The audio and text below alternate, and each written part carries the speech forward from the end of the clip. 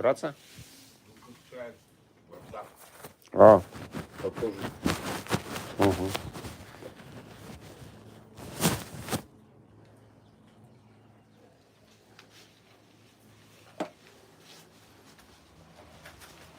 Ну что, Вот. микрофоны работают? Вроде, да. А где они? Вот, короче, 3-й год жарим. Угу.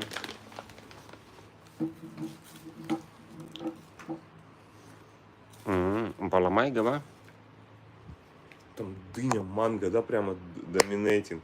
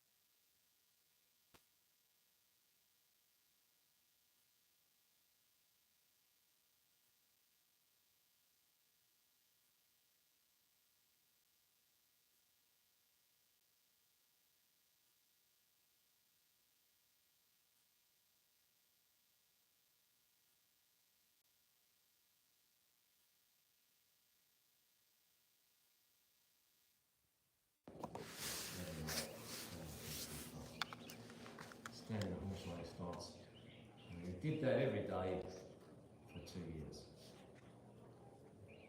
Nothing else. Horse riding stance, 2 years. Just standing there. And after 2 years had passed, the teacher one day said, you know what? I think you're ready for the next stage. And he told him to take a step forward. He learned to take a step forward. And that was the biggest, most exciting day that had been in the village for 2 years.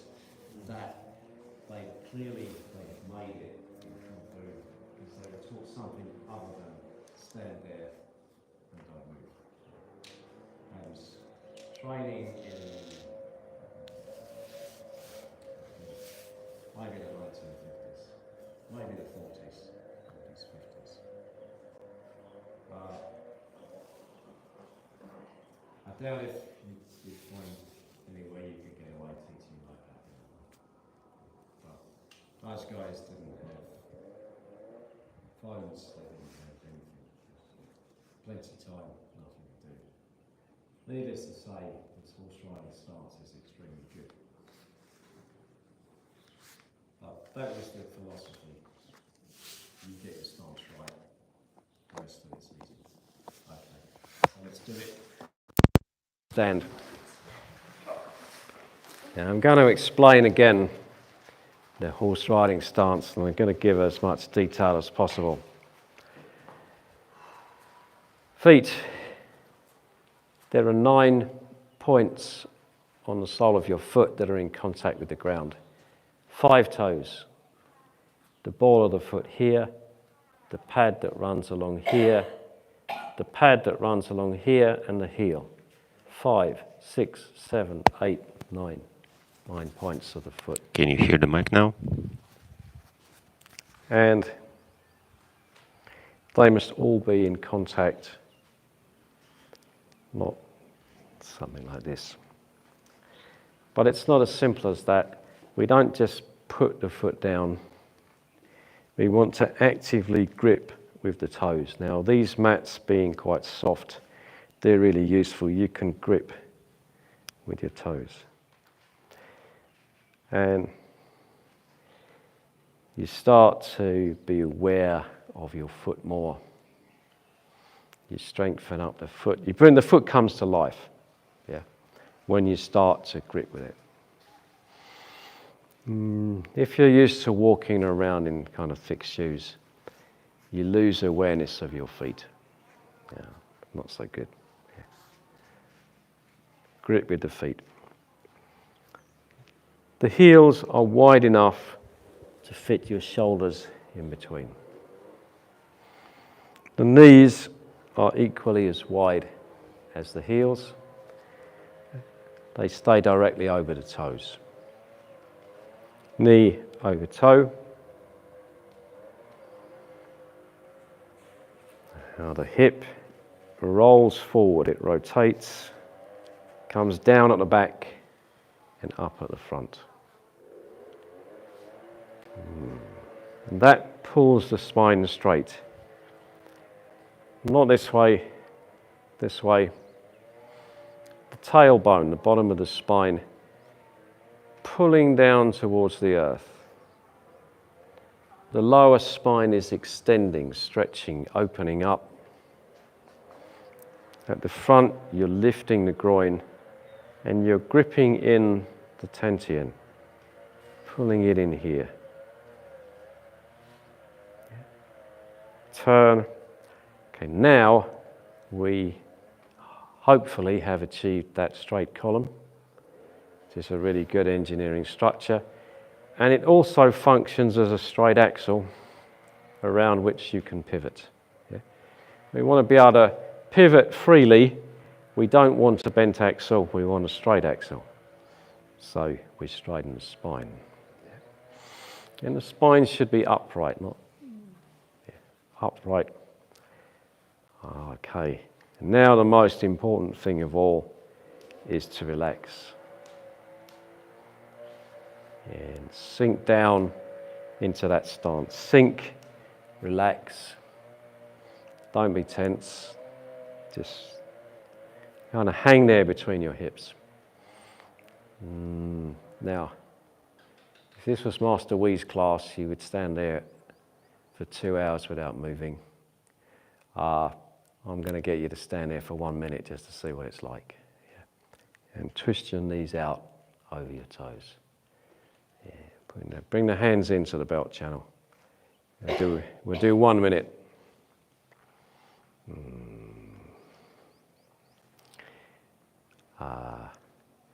Matthias, I think just slightly wider. That's it, and then bend your knees a little more. Suzanne, I think again a little bit wider with your feet. Yes.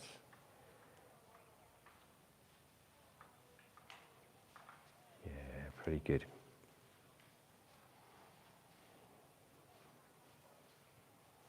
Relax. Hang there in your stance.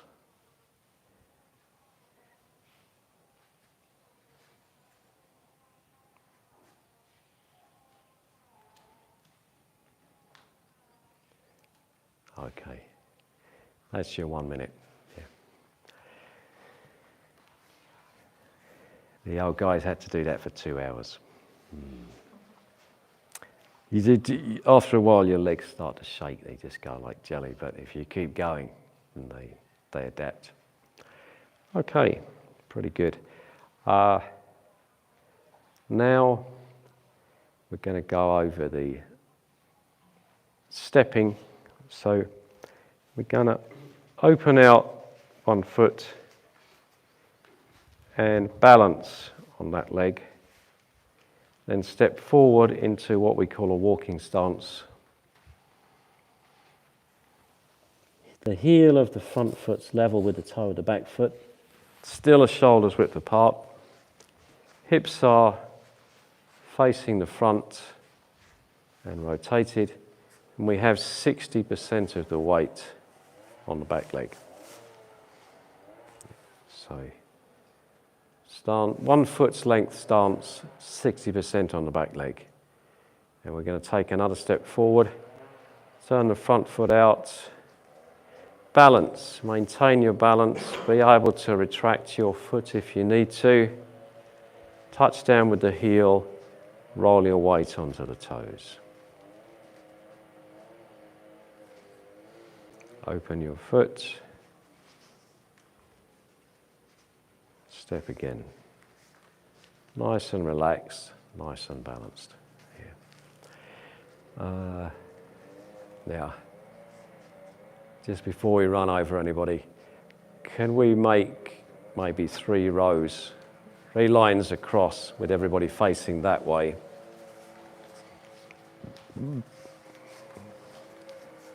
That's great. I want you to practice this. Practice it mindfully. Think about what you're doing. Be aware of what you're doing. Step. Land with your front foot turned in, but your back foot turned slightly out.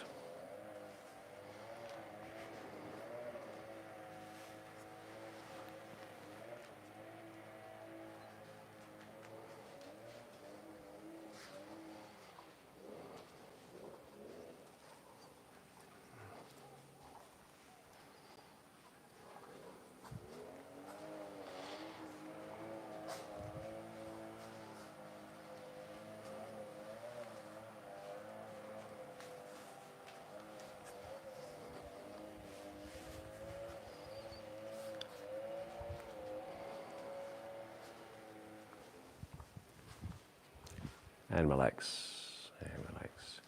So we open the foot, then we step forwards and drop down. And if you want to remember that, open your front door before you walk out of the house. Yeah. Open the door and then walk out of it. Practice a few more steps.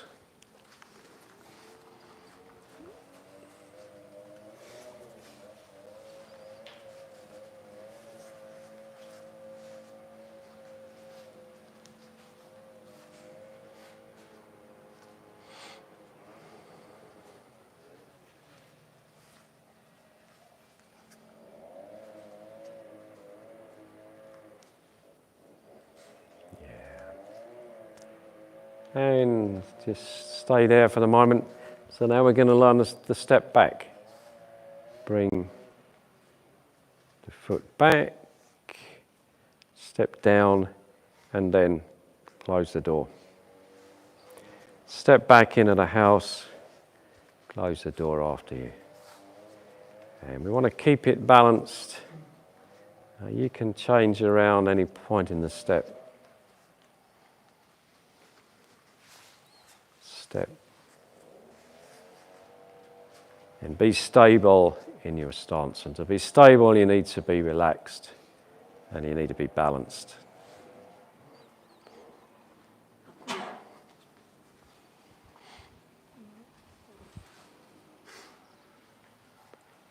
Okay.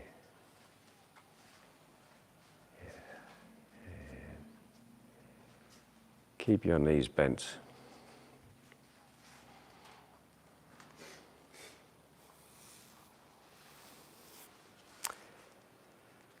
Okay, relax.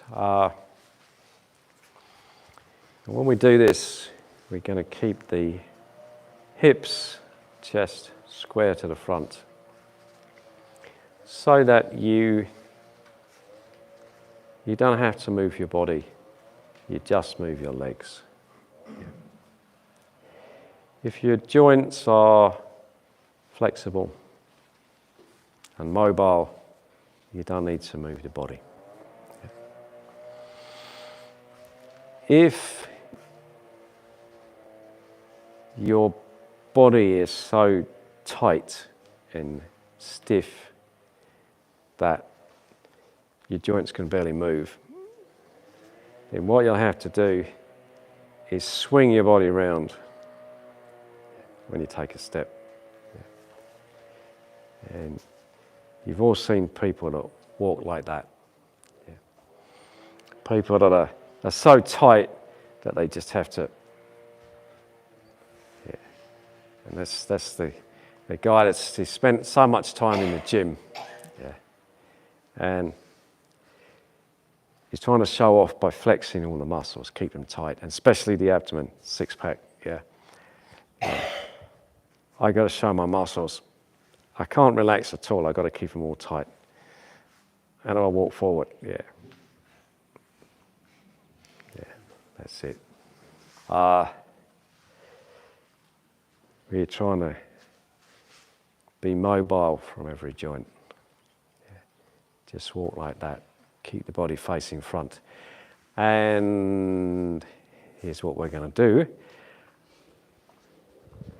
Just to check, you're going to take a staff or a bamboo, put it through the arms like this, and walk without turning it from side to side. Yes. No. Okay, so grab a staff each, just have a quick go at that.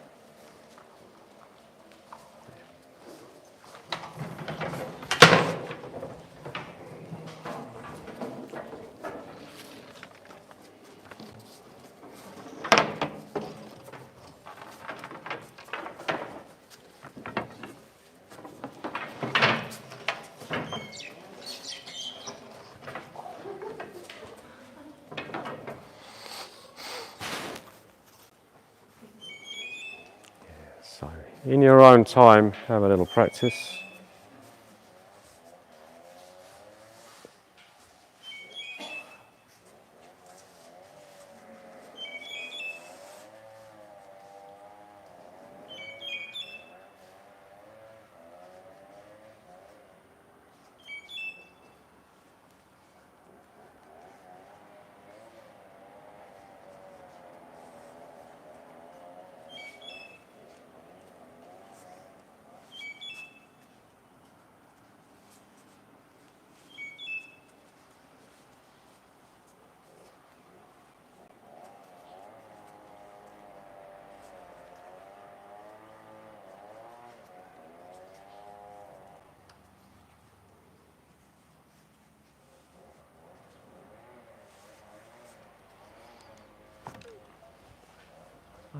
Have we got the audio fixed?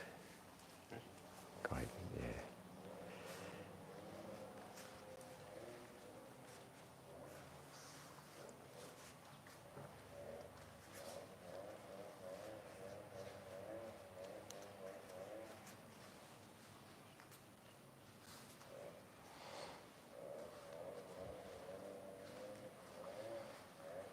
Okay, that's pretty good.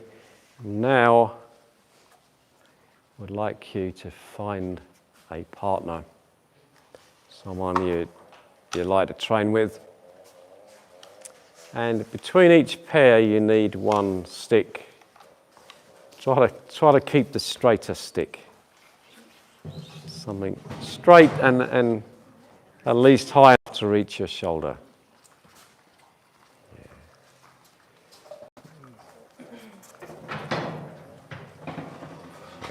And I'm going to make sure we got a partner.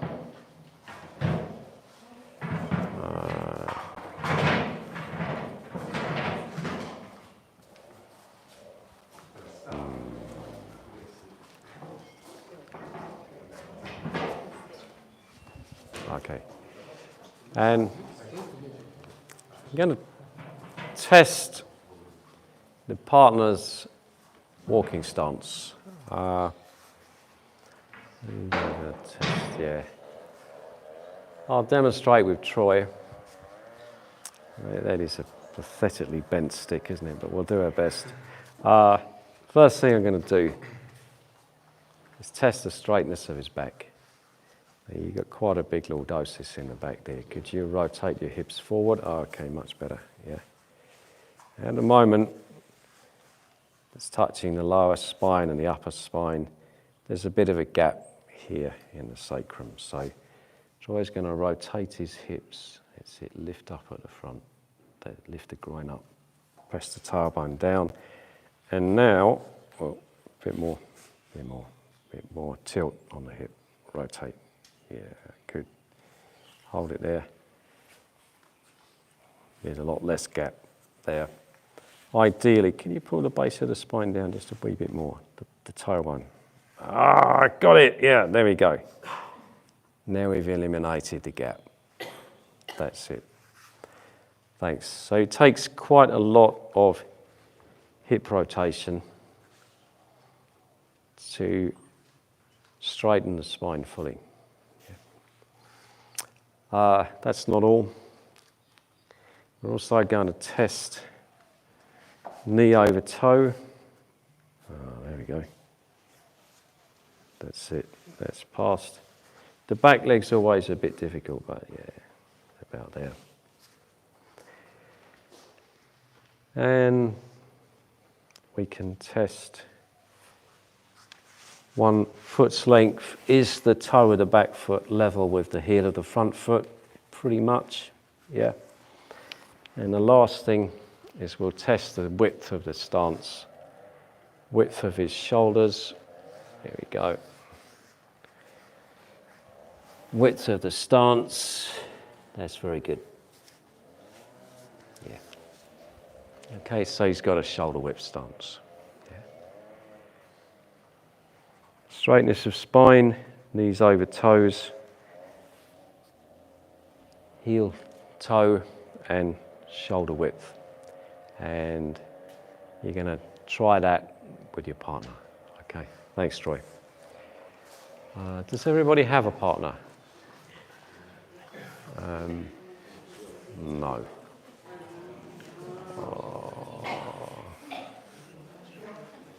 Actually, Chantal, maybe you join in with Marion and Selena, because they're pretty good at it already. Yeah.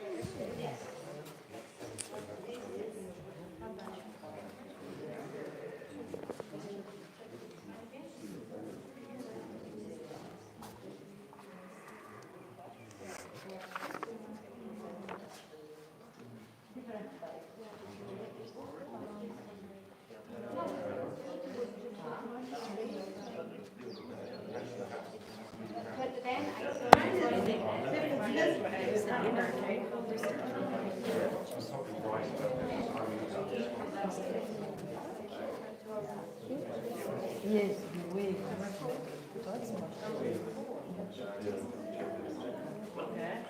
Again, sit back. Yes,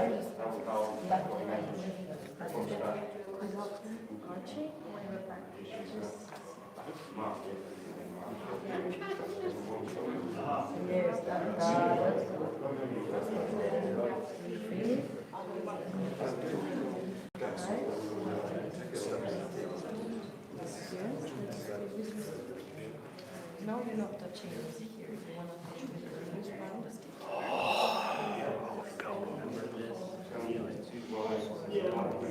stick. You had the injury in the back?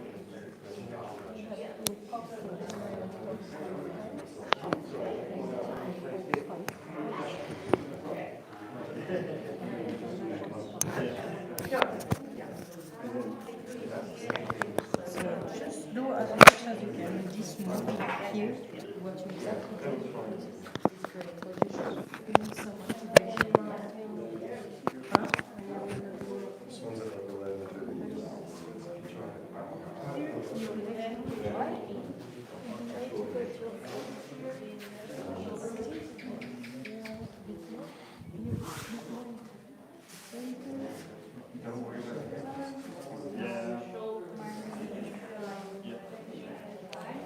To get your shoulders a bit more above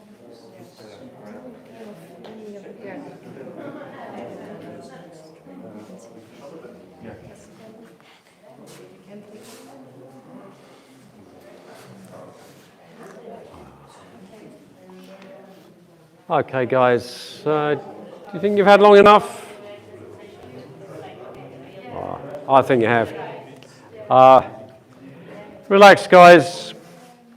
I think. Have you had long enough? Not dead sure. I think so. I think so. So, put the sticks back now.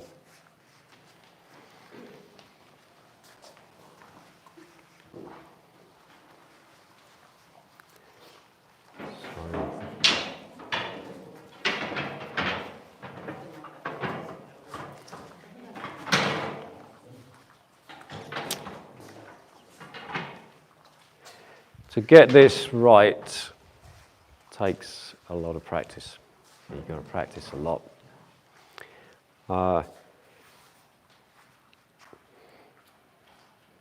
The really tricky bit is this rotation of the hip to straighten the spine. You have to practice it whenever you can. If you haven't got somebody to put a stick up against your back, then here's a couple of things you can do. Number one, find a corner. Could be the corner of a building, could also be a door frame. Door frames work well. We don't have a door frame here, but we do have a column. So, find it. Oh, there we go. Straight edge. Stand with your spine against the straight edge so that you can feel your spine in contact with the corner. And when your spine is in contact, from as low down as possible to as high as possible, it won't come right up to the neck. Then, okay, you know you got it. Yeah. So even if you've got no friends, you can do that. And the other thing you can do, video yourself from the side on your phone, or even just photograph yourself. It's easier actually if you've got someone to take a picture, but you can work it out by setting the phone videoing and then going and standing in front of it, and you will see the truth. Yeah. And that's the hardest thing, actually. There's nothing more devastating than the truth. And what tends to happen is that you think that you've been standing with this perfectly straight back and you're in this great stance, and then you see the picture or the video, and it looks like this. And it's like, oh no! Oh, I don't believe it. Everybody's been looking at me doing that. I thought I was so good. Yeah. It's the worst thing, but yeah, you learn fast. Okay, so work on it and you get there. Now we're going to do a little test with the partner. And this, I think, is quite interesting. I'm going to pick Jeff. Well, I'll demonstrate with you. And I'd like you to stand in the walking stance, one foot in front of the other. Yeah. Feet about 30 degrees to front. Yeah, about there. And just bring your hands out in front. Now I'm going to test his stability, test how stable he is. Yeah. And now I want you to point your toes directly forward, not turned out to the side. The back, so just the back foot there, a bit more turned in. And you're really directly pointing forward. Bring your hands out the front again. And now I want you to turn your toes right out to the side like that. And we'll test again. Yeah. Thanks. There. There. There. And test the difference in stability. Okay. Off you go. We'll do this really quick, not spend too much time.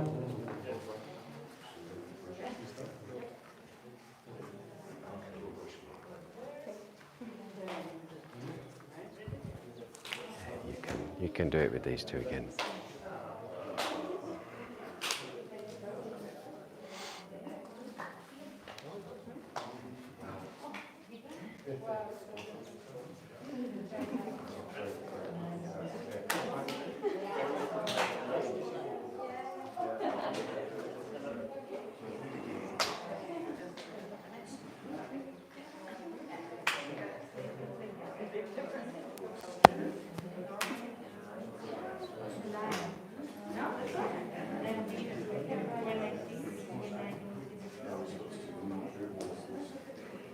I don't know, it just came in my mind.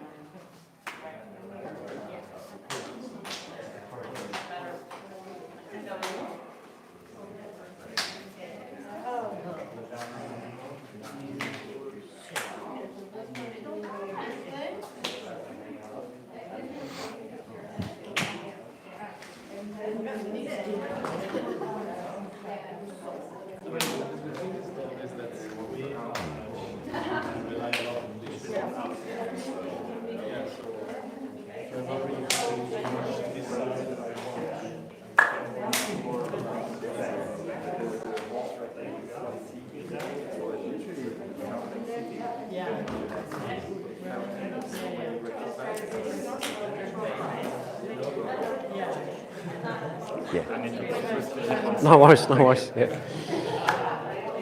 Okay, guys. Do you think you've had long enough? Yeah. Anybody?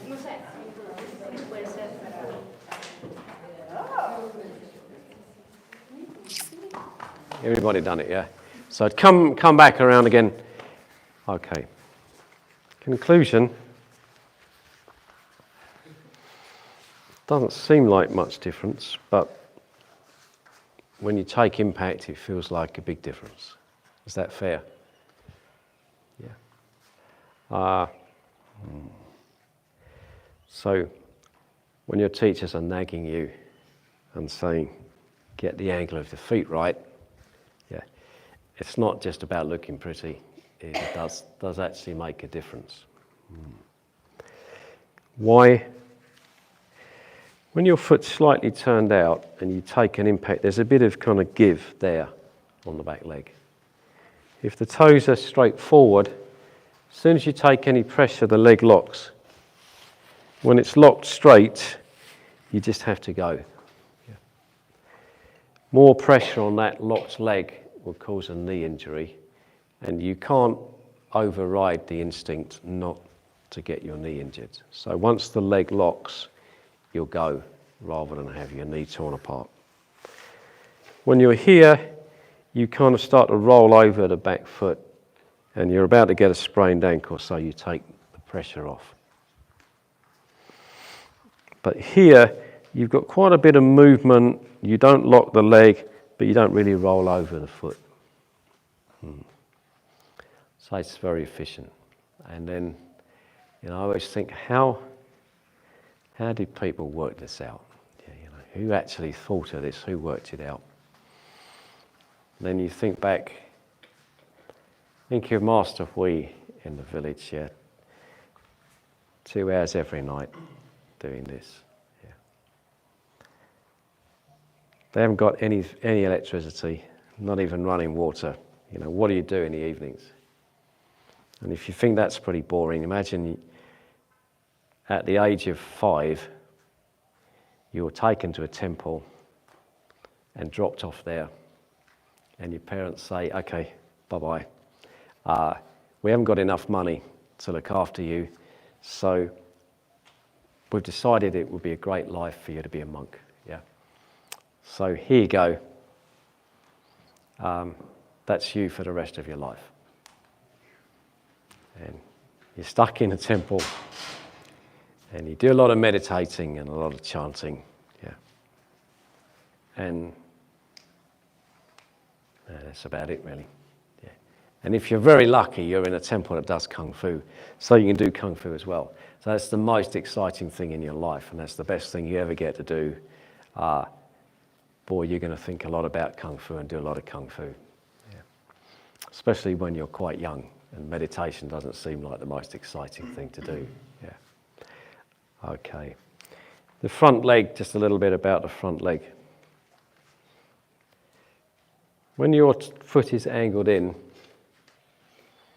the inside of your leg, the inside of your knee are somewhat hidden, somewhat protected. You're showing people the kind of front and outside, that's the strongest part of your leg. You don't want to get kicked, but if you do get kicked, it's better to get kicked there. Ricardo, can you take your stance, please? Now, if he's in a strong stance and I kick his leg there, he can take it pretty well. You don't want to stand there and be kicked, but he can take it. Could you just turn the foot out? Now, if I kick there, he's gone. And if he's lucky, he just stumbles. If he's unlucky, then I go into the knee joint and just crack the knee.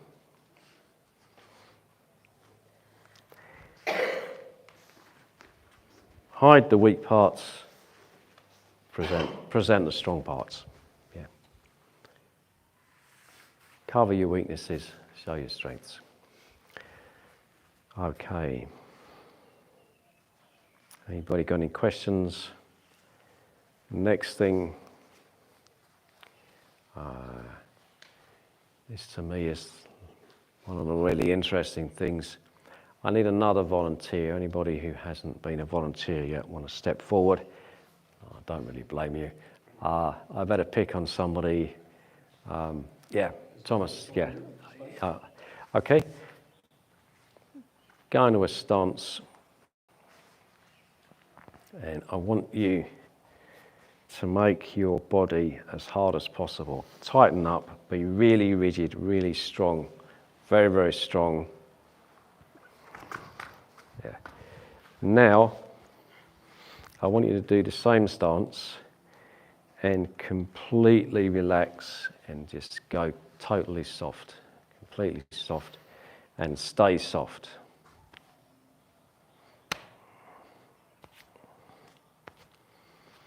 Okay. So we can get onto a quite interesting chain of thought here. Thanks, Thomas. Come in a bit closer and sit down for a little bit, but fairly close. Right.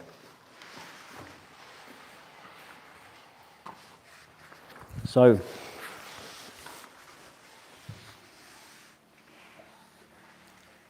you go hard, you exert strength, tighten up, use your muscle, push, and you topple. There's something which is rigid, topples. You go totally relaxed, totally soft, which seems like, okay, that's not strong. But you don't topple, you don't fall, because you absorb the force, you absorb the pressure. So what's strong, hard or soft? This is an interesting philosophical question. If you're inclined to think about philosophical things as being interesting.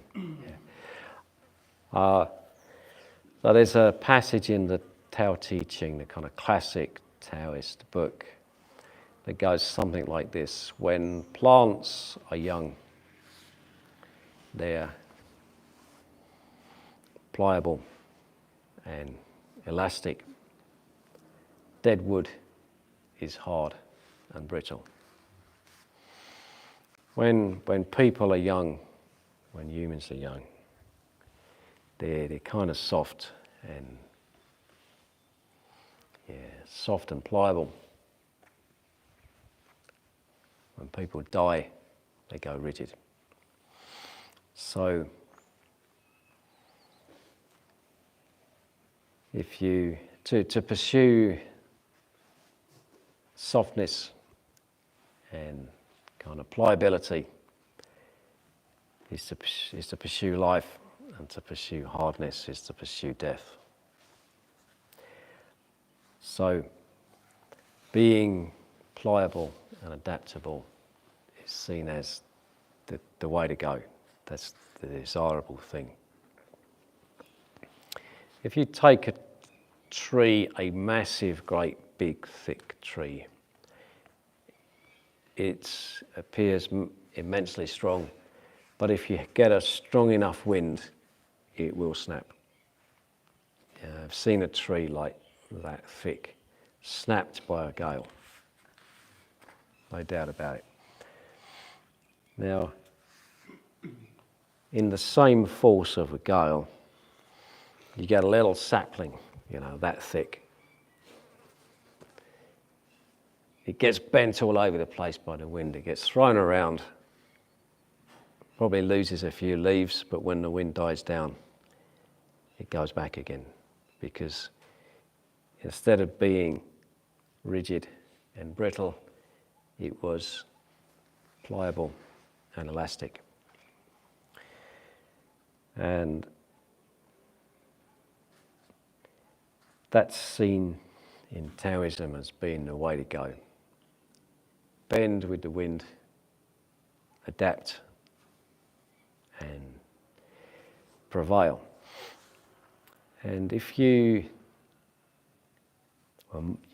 can't help notice that if you look at Chinese artwork, they seem to be completely obsessed with bamboo. They're always painting bamboo, and especially black watercolor bamboo. Okay, what's going on here?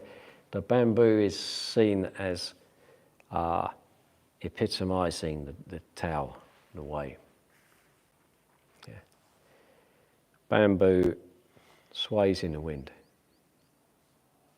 It's pliable, it's adaptable. It bends with pressure, and then it bounces back into shape. It grows very fast. It's incredibly useful. It's got an incredibly high strength to weight ratio. In Thailand, nearly all the big buildings are built with bamboo scaffolding. It's very light, it's very cheap, it's 100% biodegradable. That's great. Try going to Europe or the US and using bamboo to make your scaffolding. See how long it takes to get arrested. About 2 hours, I guess. But the reality is that it works, yeah. But that adaptability of the bamboo symbolizes what the Tao is about. It's the real way. Yeah, it's kind of fundamental truths. How does the world really work? So, being pliable and adaptable is to understand the Tao and to follow the Tao. In Kung Fu, if your Kung Fu is consistent with the Tao, it's good Kung Fu. Now, even within one style of Kung Fu, you may have different approaches to a stance. And if you grip tight in the stance and make the stance hard, you get a stance that's something like this. You see this frequently in Kung Fu. Yeah. This stance, grip, tight.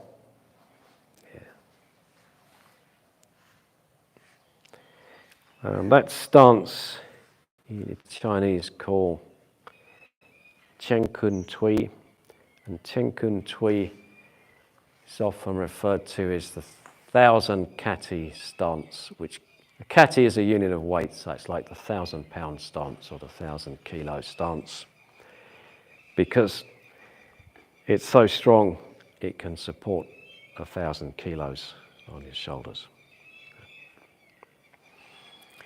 And that's the more common stance. And it seems to make sense because it's strong, yeah, muscle power.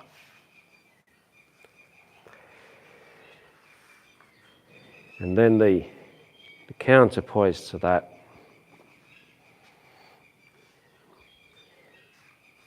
is this. And this one is called Lok Tui Sen Kun. Lok Tui Sen Kun means growing roots into the earth. And we can, to make it easy, translate it as the rooted stance. You're growing roots down into the earth. You're like a tree or a bamboo that it's got its root firmly sunk into the earth, but it's flexible and pliable, and it'll adapt. Yeah. And that's seen as being kind of really high Kung Fu, superior Kung Fu. Now, in Singapore in the 1950s and 60s, most of the Kung Fu teachers, they would be teaching Chen Kun Tui, the 1,000 kati stance. But this is kind of like a fairly crude level of Kung Fu. If you had, been learning, you've gone as far as your teacher can teach you,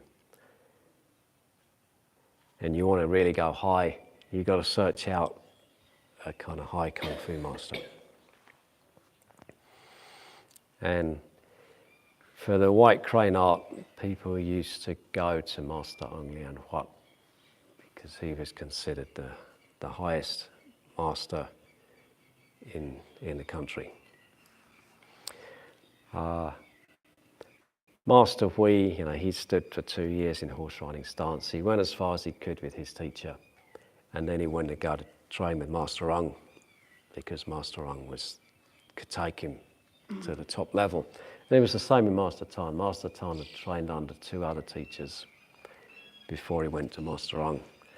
And most of the top guys that Master Ng taught, they'd started off somewhere else, but they would come to him because he had higher Kung Fu. Yeah. And he taught this rooted stance, Lok Tui Sen Kun, which is what we're teaching to you. Yeah. And that stance is consistent with the Tao. Yeah. Something rigid topples, something pliable adapts and prevails. Okay. Yeah. When you get to the high level, it's quite philosophical. Okay. Any really quick questions? Then back with your partner and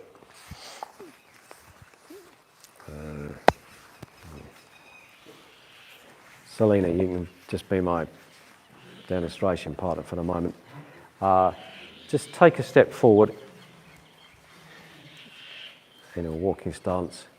Completely relax, and you're going to test your partner like this. Yeah. Have the presence to stay relaxed, root down, so that when you take pressure, you adapt and you don't topple. Okay, thanks. So you give it a try, guys.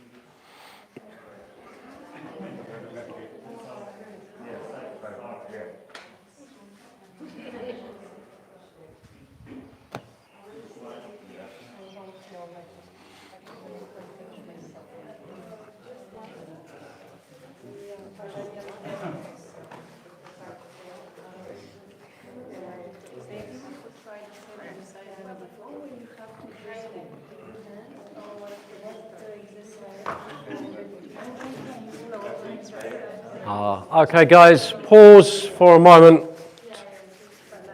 And yeah, listen again for a little bit now.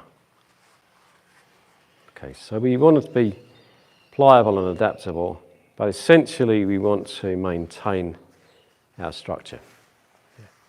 When the base of your spine, the tailbone, is pointing to the earth, you're very stable. If it flicks up this way, you're unstable. If it comes up that way, you're unstable. We want it pointing down. And we want, ideally, the spine to remain straight. Lee, you've been my partner for a minute. Okay. If I do this and you adapt with it, that's fine. He's still in a good structure. He can still resist. If you lean back, I just got to push like this and you're gone. Yeah.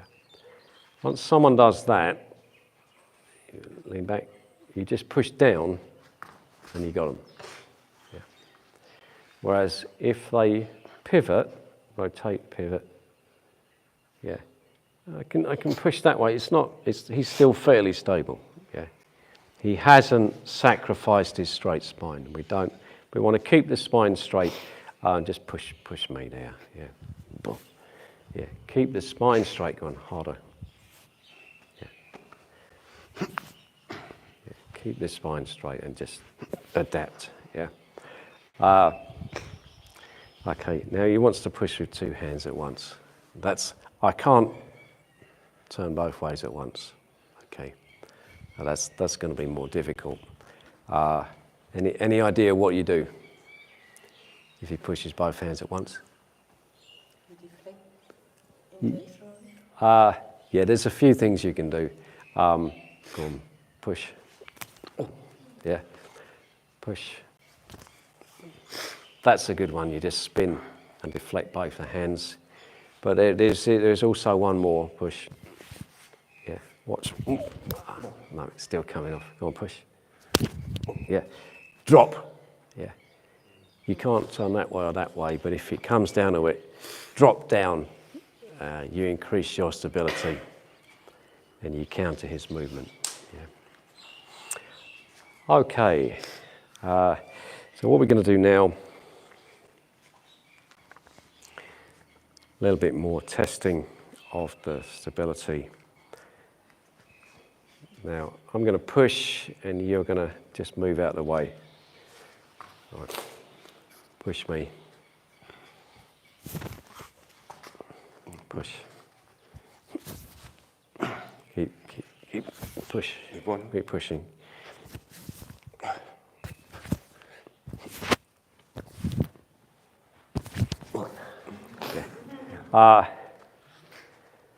Be that bamboo that's kind of adapting to whatever pressure and just moving with it instead of being knocked over, yeah? Okay. But just to start with, just one hand on the sternum is good. Yeah. Okay guys, off you go. Try it with your partner.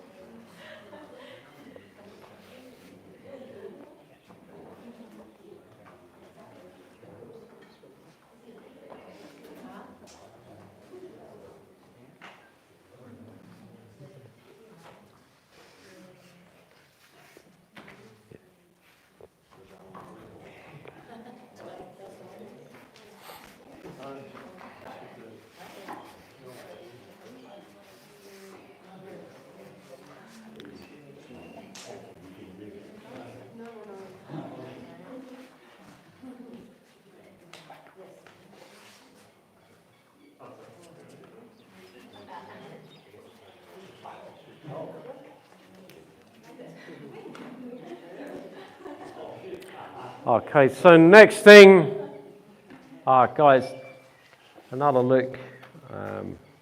Ricardo, you come with me for a minute. Now, both of you put your hand on the partner's body, yeah, and you're going to try to push each other off the balance. Yeah.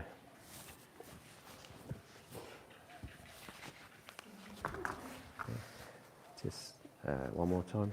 Yeah. Push.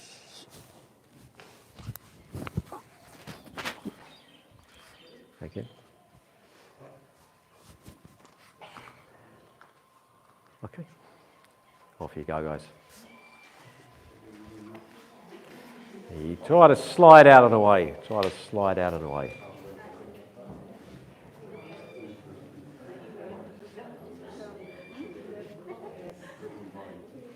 You both have the hand on the partner. Yeah. And that's it. Yeah. Yeah. Now, what we're trying to do is turn to release the pressure, move so that you don't give anybody anything to push against.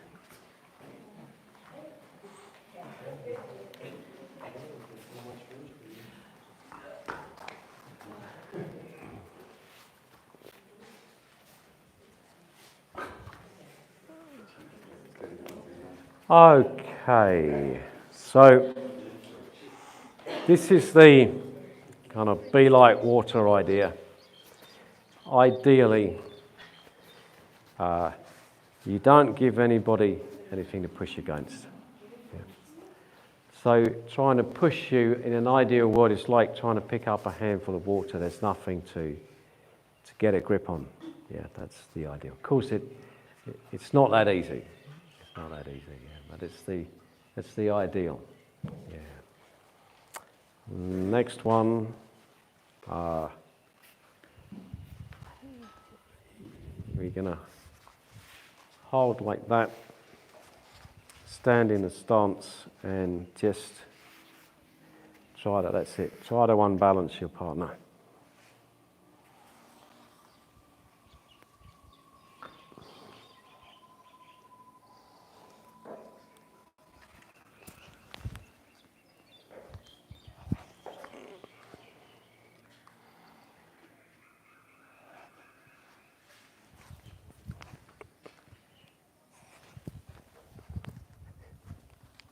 Okay. All right. Just like that. Selena, maybe have a quick go with Chantal. She's not comfortable with Oh, okay, okay, that's fine then. Yeah, just take a look. Yeah. Yeah.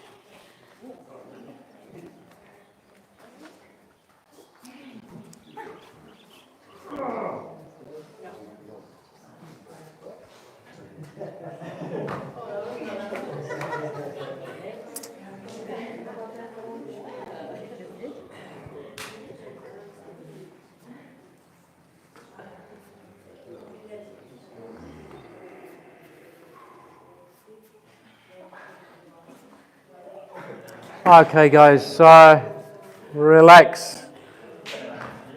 Relax. Yeah.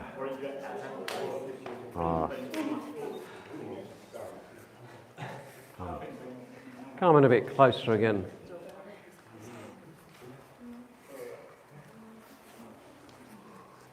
So, an arch between the legs, straight column balancing on top of the arch, and the whole setup is pliable and elastic. Yeah.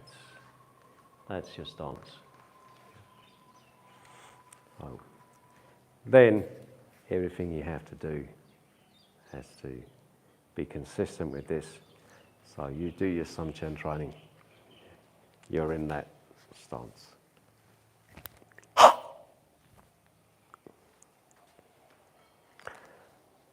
When you do the Xuan Yang, it's a different stance, it's a longer stance with the legs straight, but you're still relaxing and sinking down. Not rigid, relaxed, yeah. When you do the actual Xuan Yang routine, this is an important point for the people that not been doing it very long.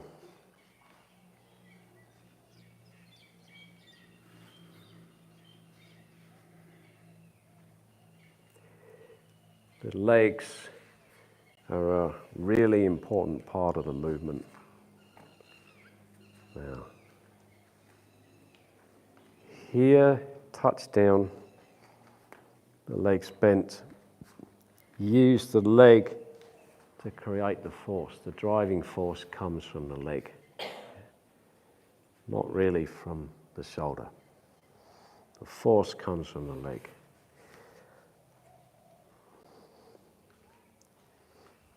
Leg, arm, which one's got the most muscle?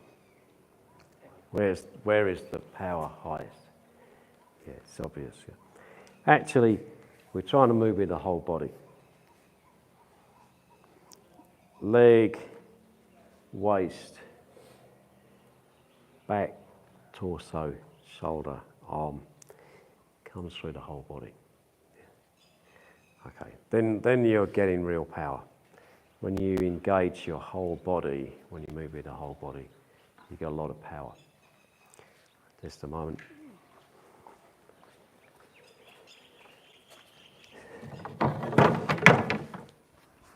off.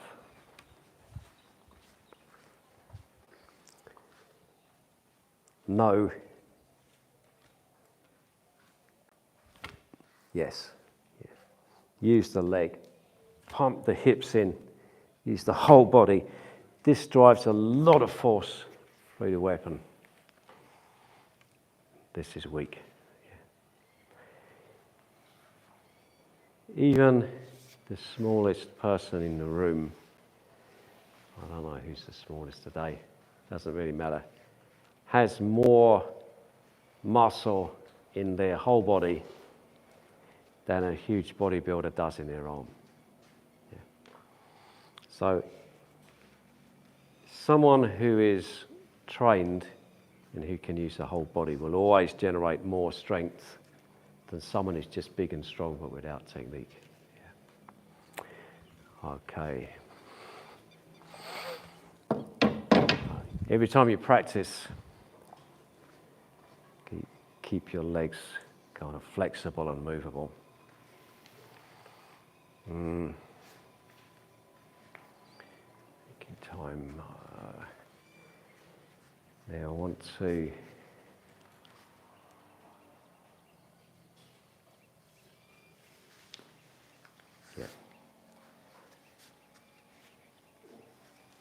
everybody, I'd like you to face this way.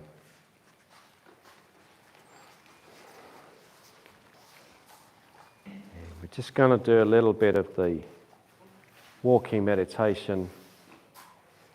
And when you step, push the weight up through your back leg until your knee is over the toe. Step, push your hip forward. Step, push. And then we do it like we do in the mornings. Go back to a horse stance, go the other way. Push energy up through the back leg into the hips.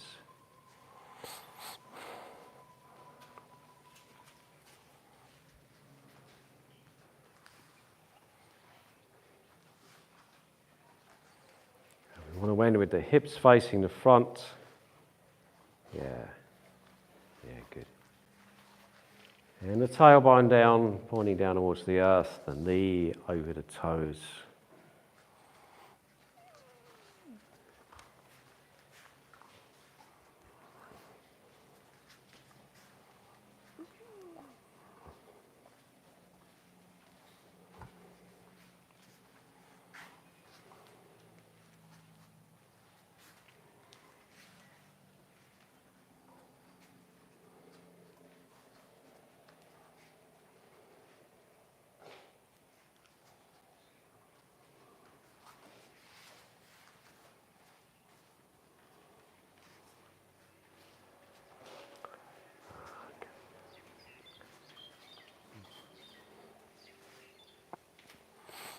Power from the legs, power from the hips. Okay. And relax. Find your partner again.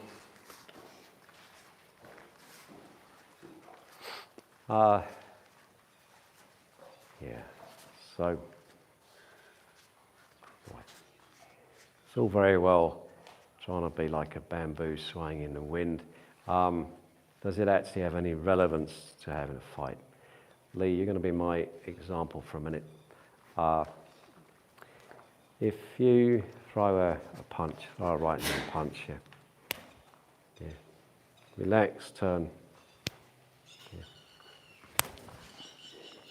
Something like that. You just turn back, and you got him. Yeah. It's a basic blocking action in nearly all martial arts, that kind of go on, punch one more time. That, just block him like that. There's lots of ways you can come back in there. Yeah. We're going to practice a slightly less aggressive version. I want you to just push my body. One hand for now, yeah. And I'm going to turn, yeah. And what I'm going to do, I'm going to hold his arm there. Yeah, I'm going to lock it on. And I'm going to do that. Okay, sorry. Right. Well, let's have a look at what's going on. Extended the arm. I've come in, put my wrist on the tendon just above his elbow, and pressed him forward like that. Yeah. Tendon, bony bit of wrist, press. It hurts, yeah? Right. So somebody trying to push you around, you don't have to go too hard, but just go one more. Down there. Okay. Practice that a little bit with your partner, and then it'll be time for tea. Okay.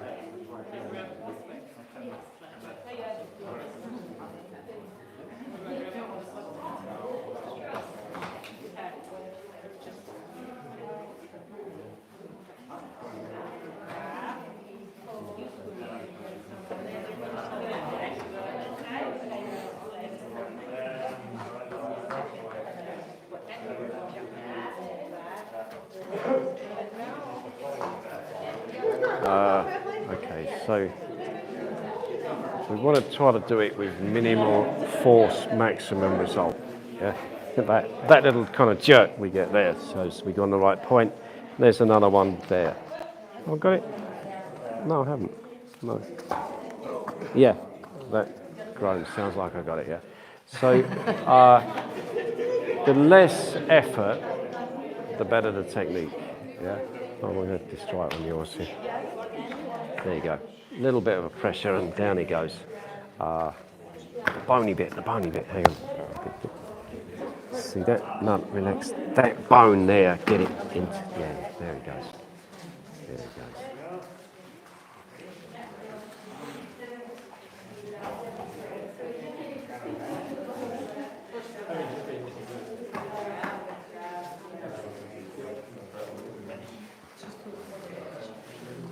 Okay guys, relax. We will go and have tea just 30 seconds before we do. Do you want to come around again momentarily? Yeah. If you're going to do a technique like this, if you're going to do any kind of fighting technique, you have to be focused, you have to be clear. Yeah. That's why all the meditation and the like helps. Be focused, be clear, know what you're trying to do. Sorry, but anybody want to be a volunteer? Anybody want to be a volunteer?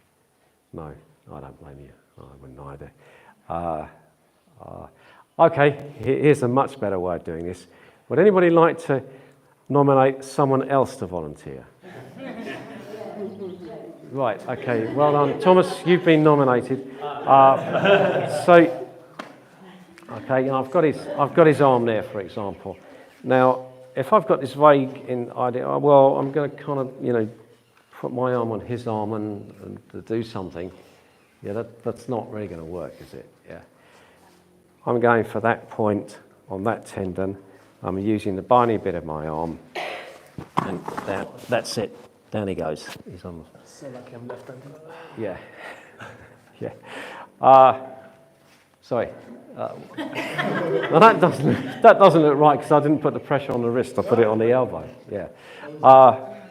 But you got to know what you're doing and you got to do it. And your mindset has to be, you're going down there. Yeah. That's not, I wonder if this will work. I wonder if he'll cooperate. You know, I'll see what happens. No. You're going down. There is no second option. Yeah. That's how it's got to be if you want to make it work. Yeah. Okay. Well done, guys. We are going to have a well-deserved tea break. Here we go. Up there.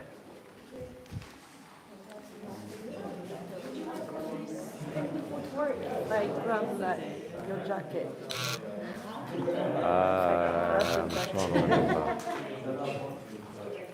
Yeah, it will. So, but it's only really on a one-handed grab. So you've got me. All right, yeah. Yeah, like You've usually got they me grab from on there. one side. Yeah. And as I grip the shirt, as I turn, I'm pulling that out of your grip anyway. Yeah. But anyway, if I don't mind whether my shirt's going to get ripped, I'm turning, locking you on, and now I've got you. So yeah.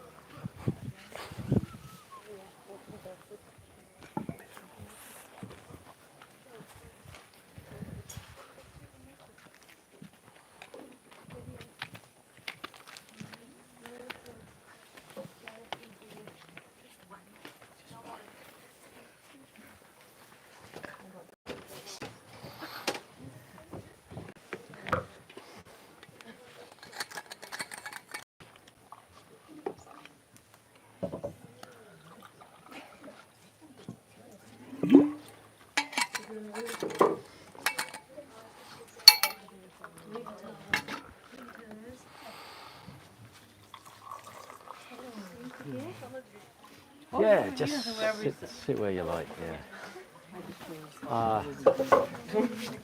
Let's see if we got enough chairs. I think we might have.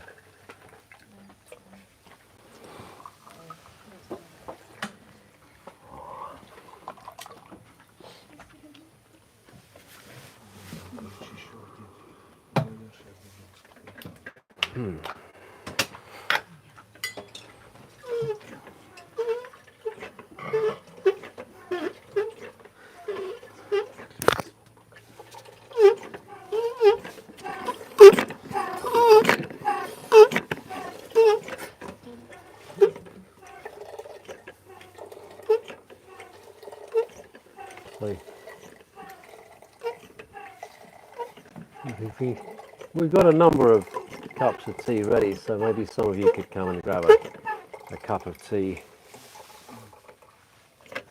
A full cup would obviously be better.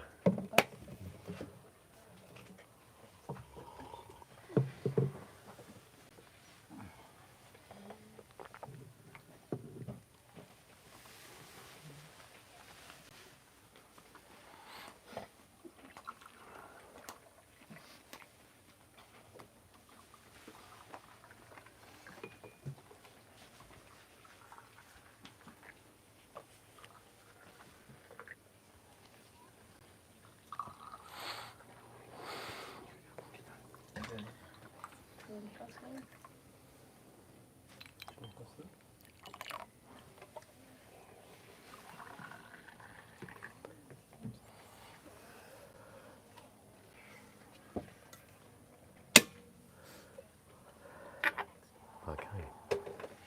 So I think we need to hear the story of the tea. Anybody not got a tea? Anyone got one? Yeah. Go on then. When you're ready, fill us in. So this just fresh white tea. It come just 2 hours. I have this tea 2 hours ago. So this tea from our tea master from Ajao is an Oriental beauty tea. Is a kind of oolong. Is a middle between oolong and white tea. So I think it will be perfect for this weather and for this condition. Sip it slow. It's very, very relaxive and romantic.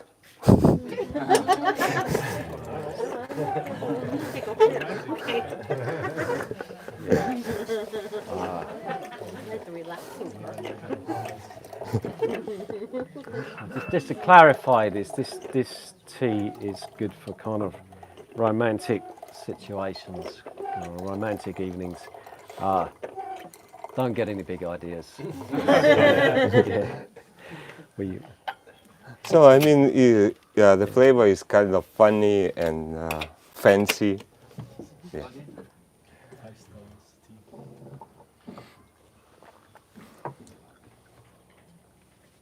So it's not similar to the type of tea that we drink in the morning.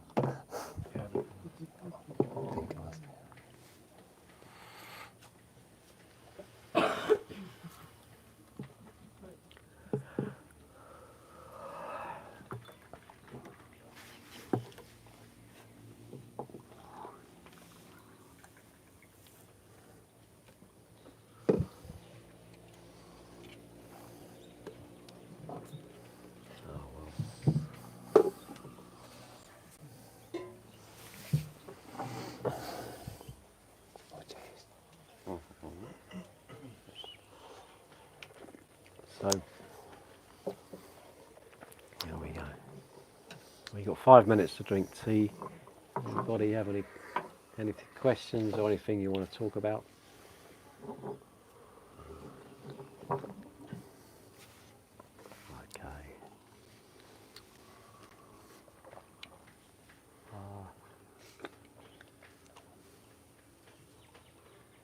Marion, now is, I suspect, a good time to talk to people about barbecue. Yes, we were planning, guys, to do a barbecue on Wednesday evening, so that's when we can have any delay. That would be around the tree house, which is behind the Buddha house. We don't see it yet. Everybody is welcome. I'll be preparing the fire, I think, during the afternoon. If anyone likes to just have their hands in the mud and dig some holes and get some wood, would be quite handy, especially because we're quite a lot. So if we want the fire to be nice and last the night, that would be cool. In terms of eating, I thought that you guys just, everybody kind of sorts out what he wants to grill. Make it easy, like maybe steaks grilled. Let's see if we can figure out if anyone has another idea, like, I don't know, yeah. So, like, I think we can do the barbecue. Everyone tools, always welcome. So, yeah, just have a think about it. And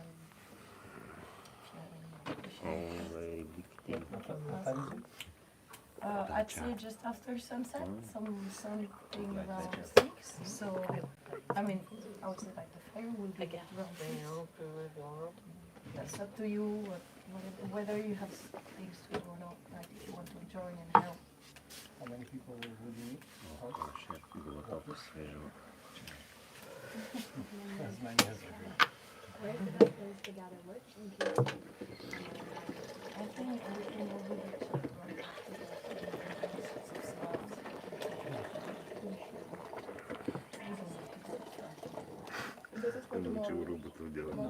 Tomorrow is Tuesday, we're just looking for Wednesday.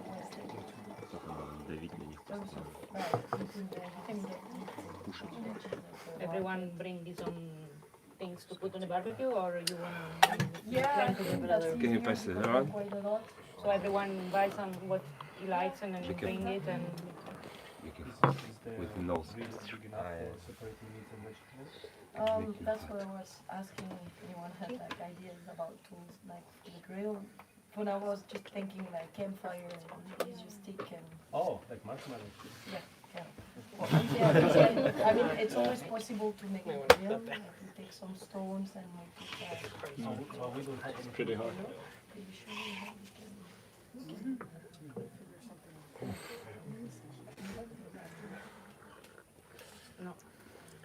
Yeah, you can. Oh, what? Wait.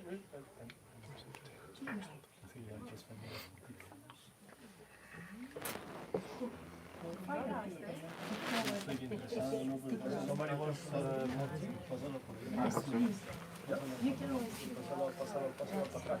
Be careful with that.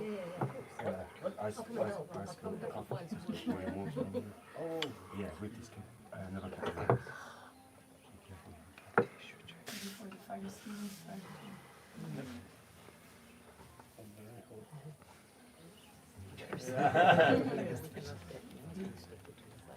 perfect hands for barbecue. I have actually a question, Martin. Would Yeah. that be something like iron shirt? The idea of walking on like coals, very hot coals. Would that be part of iron shirt training? Or like resistance to heat?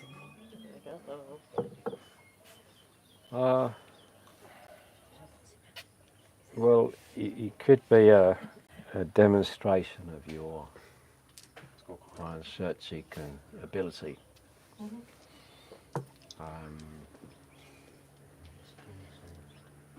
I have done it.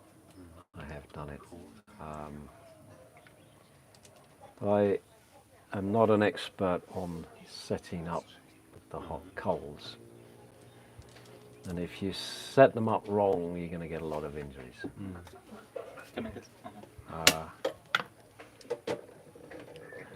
When I did it, it was in England, and I had a guy I used to kind of be friends with who was a Aikido instructor, and he got the BBC down to film this little hot coal walk and martial art demonstration in the park. And I had that Master Tan and Huang Lao Sir, the Chi Kung guy, and Stephen Tam with me at that time in England. And Tanning Hock, the Iron Shirt Chi Kung guy, and we're all down there. And he'd invited us down. And then he invited me and another guy who was a Taekwondo instructor to do the hot coal walk. And he did it regularly. It was his favourite thing. He liked to do it. Master Tan and the other Chinese guys think, Ian, he's challenging you. You know, he's gonna, you got to be careful. He's kind of challenging you. You got to make sure he doesn't make you look a fool by burning your feet. So yeah, this is how you got to do it. They're telling me, this is what you got to do. So yeah, okay. And he'd obviously got the coals really hot, and he did it first, and he got away with it. And then I did it, and it's like that's really hot. You're walking over it, and it's like, that is really hot. And I got to the end, and I was like, felt like my feet were probably burnt to a crisp, but they weren't. I'd done it, but it was like, you can tell there was nothing to spare. And then they got the Taekwondo guy to do it, and his feet just basically covered in these big blisters, like major serious burns. It's a bit like the old kind of medieval trial by ordeal, I think. Yeah, it says a lot about your mindset and your chi when you do these things. But I kind of think back, and it's like, okay, you got 3 instructors, and 1 in 3 is hospitalised. Is that really a good idea to do here with you guys? I'm not dead convinced. Yeah, not dead convinced. And if if the coals were set up just slightly not right, it's going to go bad. I mean, the people, they do this as a, you know, you do a weekend with them at the end, you do your hot coal walk, and it's a confidence thing. You know, it's okay, but I think you really need to know how you're setting up the coals. I'd rather get your breaking blocks. I'd rather do the breaking than the coal. Yeah. Which, incidentally, we will be doing at the end of next week. We will be breaking building blocks at the end of next week. I'm not joking. You definitely will. And where's Tina? Tina? Yeah. Oh, there you are. As you pop up. Yeah. Did you do one or two? You did two. So Tina's done 2 blocks. Yeah. The rest of you guys, you're going to have no problem. I'll get it done now.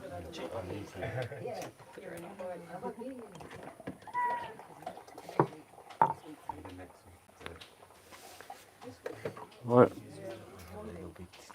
Okay, one more cup of tea and then training again.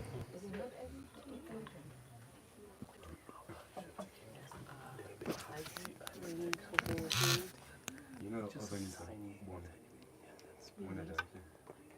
And I remember the last we did 3, a couple of them patterns.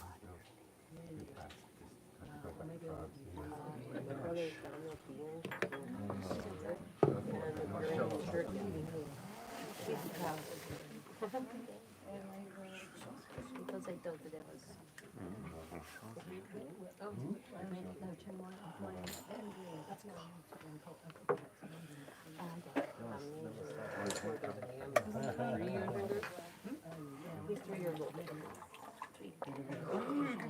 Okay, guys. So last cup of tea now, and then we should get training again.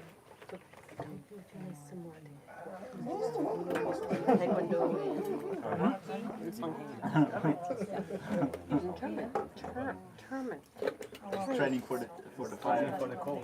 Yeah, it's training for the cold. It wasn't straight out the kit. It's not hot. There's training for barbecue. Yeah, for the barbecue. Are you going straight to or straight out? No, they're doing it. Anyway, yeah.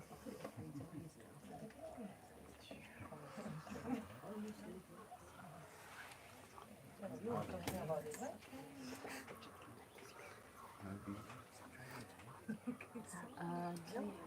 I did it short for me. Did work. After 2 weeks. I was in gymnastics. Mostly when I was a kid.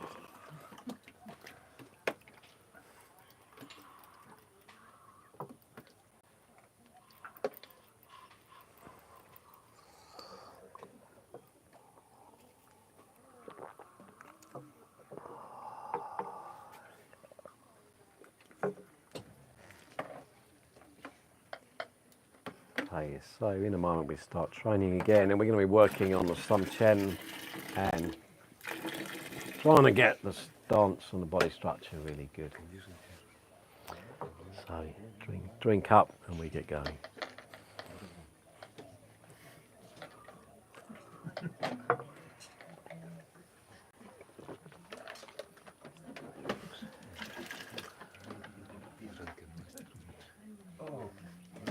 Emperor Guangzhou, deity of martial artists and soldiers. General Kwan. Yeah, massive. I see, you know the statue of General Kwan. Do you know any more about About General Kwan? what do I know about General Guan? Yeah, quickly. I mean, Thomas is asking. Ah, Sorry. okay.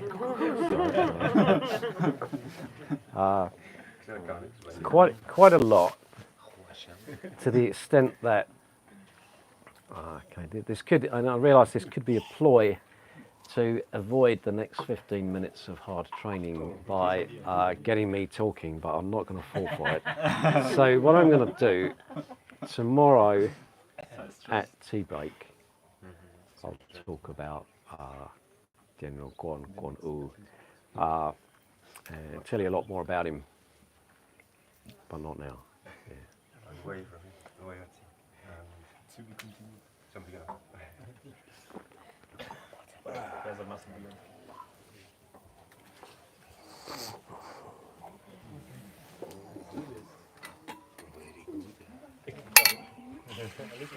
At least I know who he is.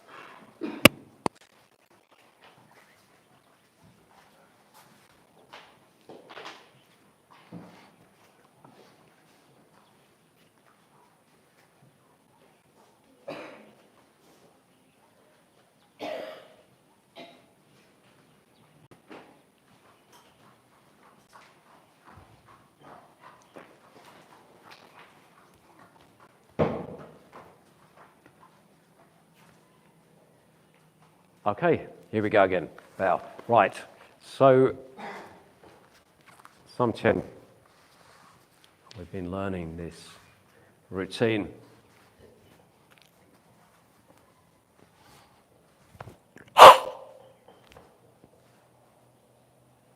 And then coming forward to do this. And that's what we're going to do. We're going to do it in the rooted stance so that your legs are like springs, and when you move energy through the body, the legs bounce a little bit. Yeah, there's that bounce, bounce. Here you're compressing. Now here you do go really tight.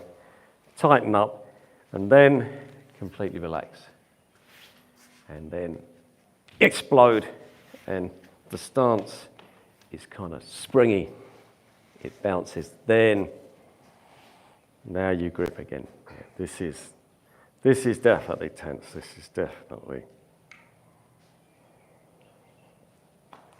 a strong pull. But then you relax and you do it again. So you got this contrast going from yin to yang, kind of hard to soft. Then you appreciate the interplay between the hard and soft. So I want you to practice with some chen, however much you know of it, in a rooted stance. Is there anybody that couldn't do that? Oh, well, looks like we're in business. Off we go. Yeah. Off you go, guys.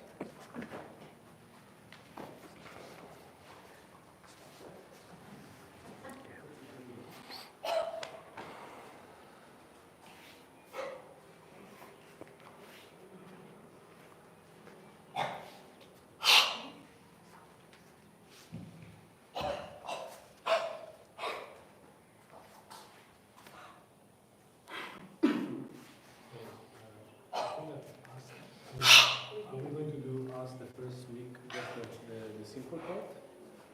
Because we don't know the first part of it. Then just And do the second bit. one. Just do the bit Yeah, you know. second one. For now, Yeah, yeah. just do the bit you know. Yeah. Okay, thank you.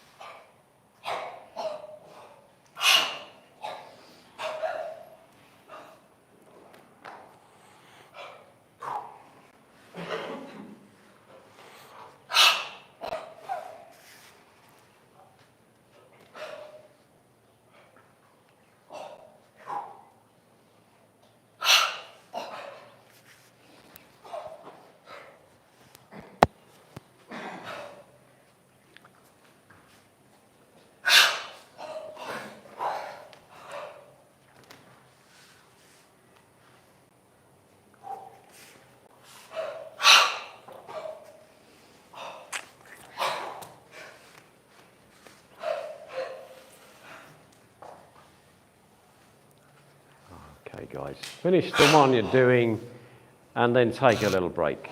Finish the one you're doing, and take a little break.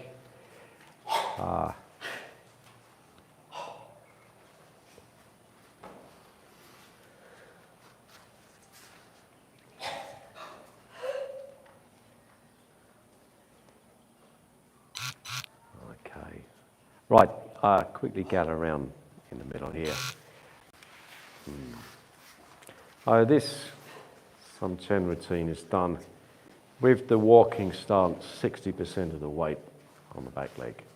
It's a very practical stance.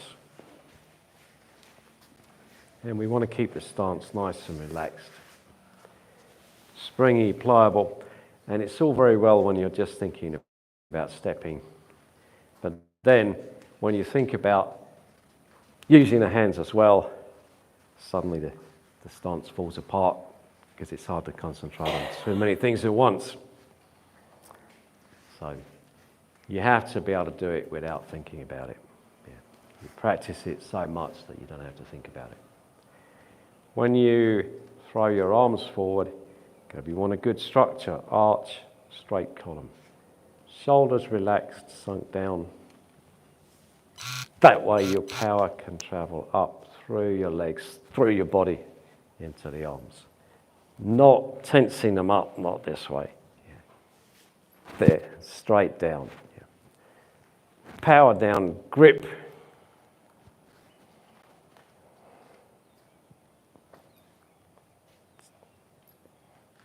Twist until you can't twist anymore.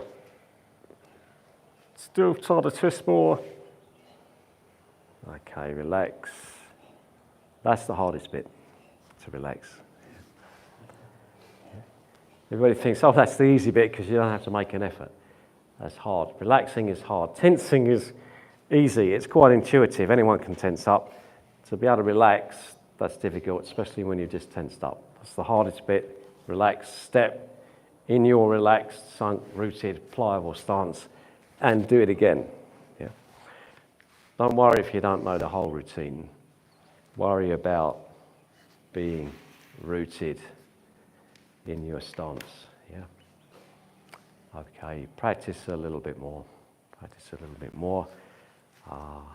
You can do your higher routines now. Yeah.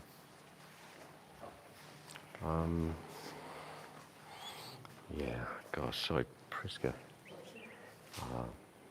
My memory's not at its best at the moment because I'm tired. Did you do the grading on Friday? Yes. Yeah, you did, didn't you? So you need to learn the next one. Yes. Have you started learning the next one? Yes. Yeah. I just learned the first move. Here. Here. Yeah. Yeah, that's it, yeah. Then you repeat it. Yeah. Here. Keep going, keep going, keep going. And then again. And again, yeah. 3 steps forward. Here. There. Down. Yeah. Here. Then I think it makes sense if Then you it's do this the one. lion cup opening its mouth. Yeah. Oh, wait a minute.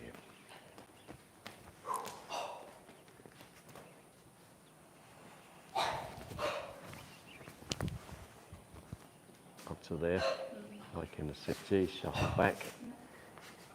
There. There.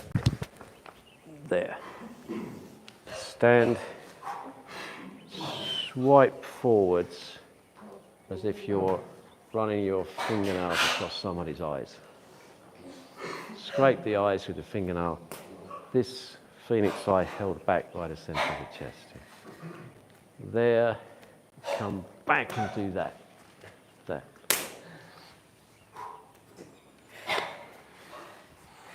Rake the surface of the eyes so someone can't see. Jam the fingers in the eyes and do that. Oh. Yeah. Ram the fingers in the eyes and So the goal is to do that but in the fingers. Oh, and Yeah. then to go straight into the eyes, so your fingers are on someone's eyes and you're rubbing your fingers across the surface of the eyes, but at the same time ramming them in really hard. Yeah. okay. Now, I had this intuition that rather than doing that, you prefer that I just did it there. You can kind of feel it there instead of my jamming my fingers into your eyes. But if I was wrong, then of course I can jam my fingers into your eyes and perhaps pop your eyeballs out. But, Can I learn the routine before? so you've been to there, you come up, scrape the eyes, ram the fingers in. There. Yeah.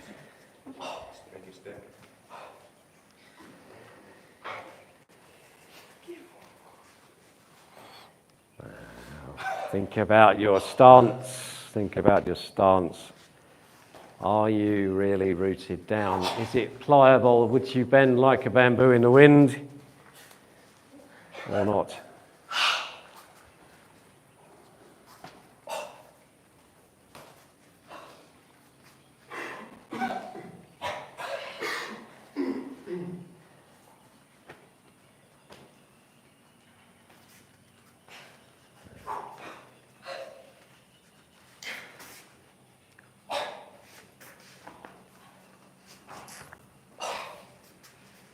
So,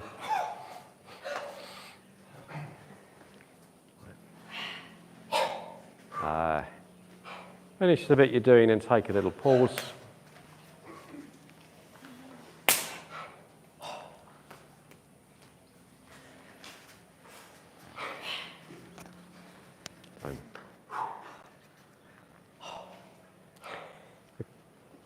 All the people who can do their Sum Chen quite confidently, could you just go on this side and basically carry on practicing your routines, the different routines, and the rest, if you're not so confident with the Sum Chen, you come over here. I'm just going to work with you a little bit. Right. Now, first of all, fly the fingertips forward, grip. Shoulders now come back and then down, come down. When you pull them back as far as they'll go, you can sink them down further, and when you can sink them down, then you can turn them around. It's a rotational movement. The elbows come in and the wrists come out to the side. the wrists come out to the side. Yeah. Elbows in, wrists out. Not too close, around about here. Knuckles shoulder height. And it's got to be a strong twist on the arm. It's got to be twisting. Twist it. Yes. Completely relax. And just do it once more.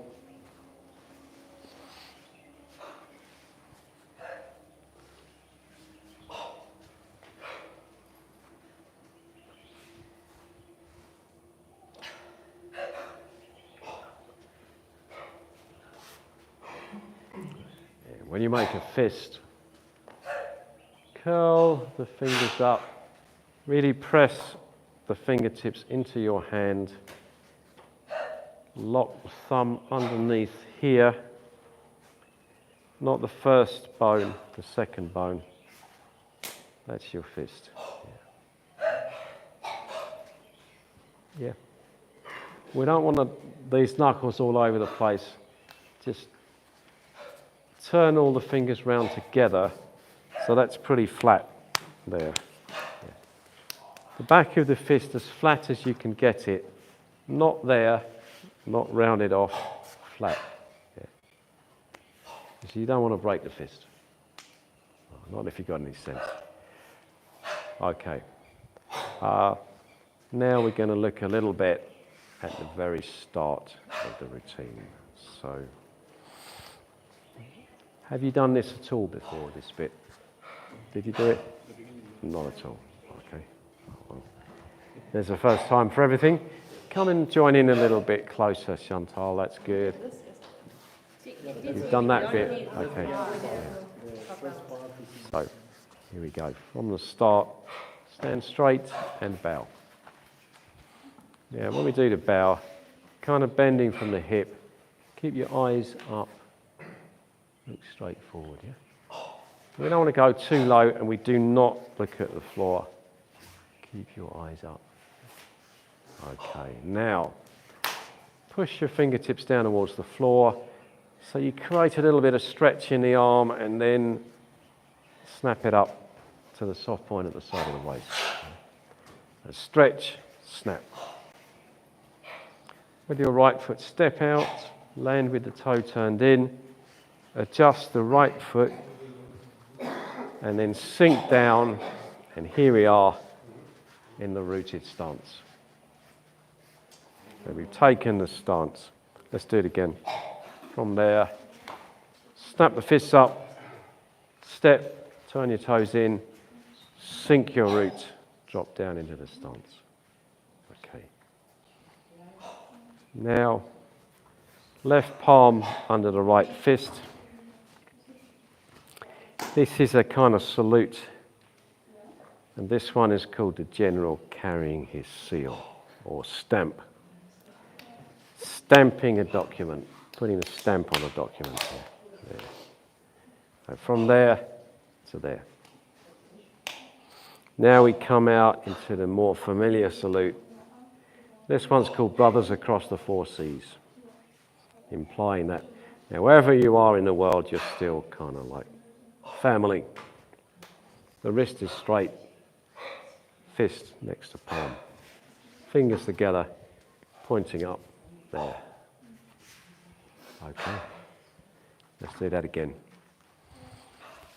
Bow, snap your fists up,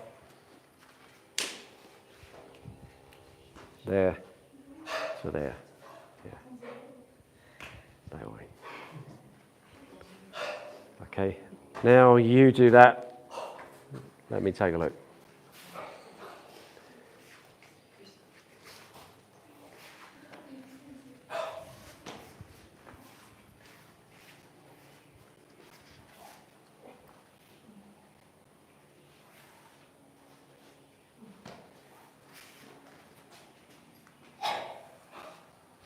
Pretty good.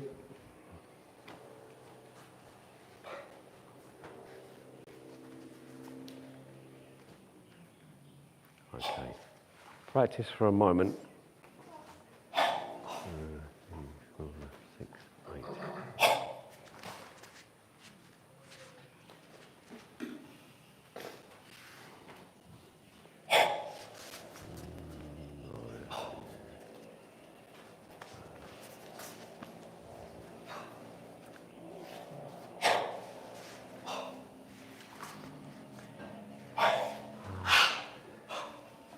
This group, when you finish what you're on, take a rest.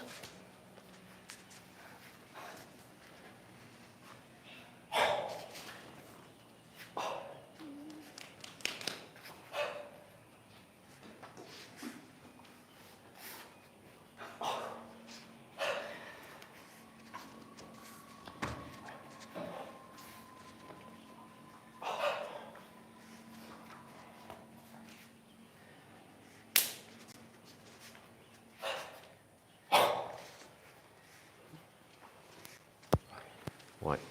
This group, who cannot get to the end of the Sun-Chen sparring set? Anybody not able to get to the end of the sparring set? Right. Pair off then and do the sparring routine, the partner routine. Lee, do you remember the partner routine? Good, okay. Right, off you go, guys.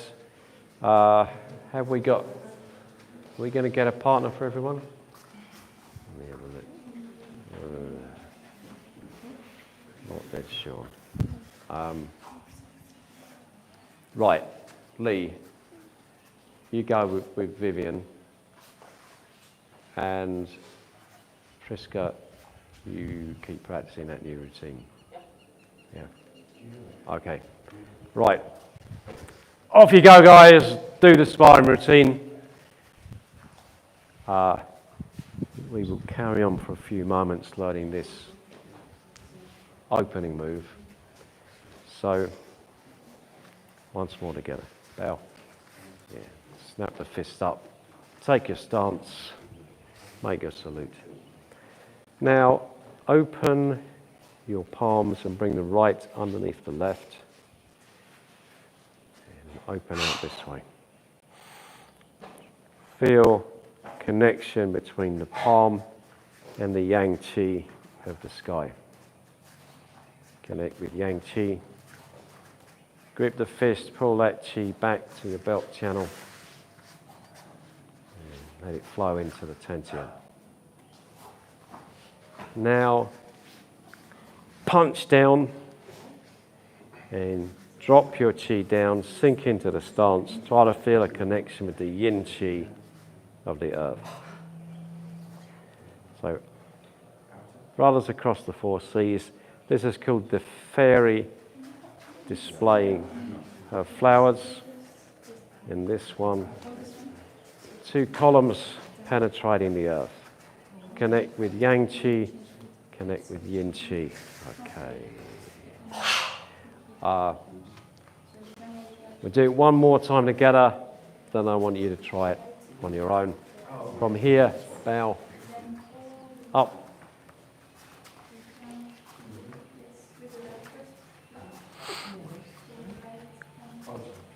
Okay. Now's your chance. Try that.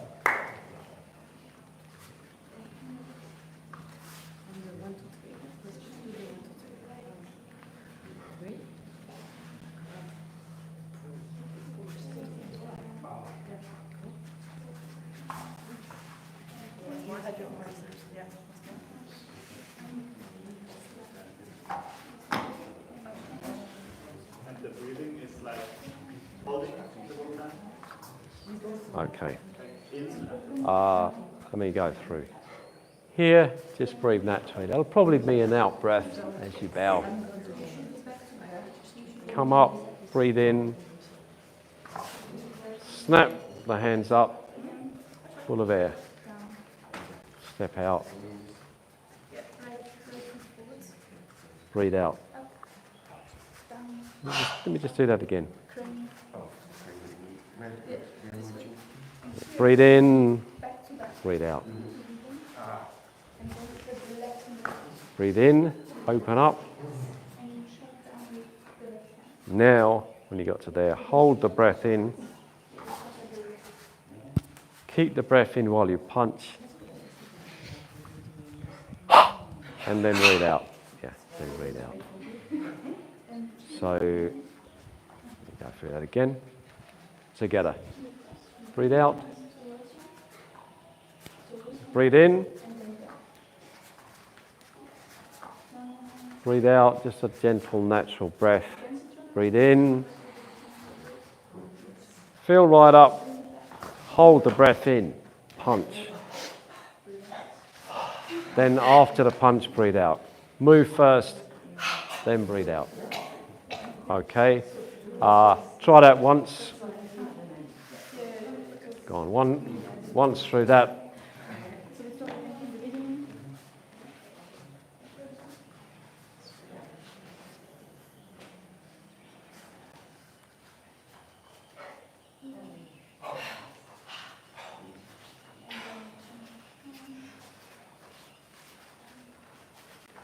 Okay. From there, open the hands, bring the shoulders together just a little bit, and then rotate around your elbows. That's it. Come out to the side. That's a defense, that's a blocking move. It's protecting your face. We're practicing it with both hands at once. There we go. Yeah. Let's do that once more. Punch. Open the hands. Okay. Punch. Breathe out. Breathe in again.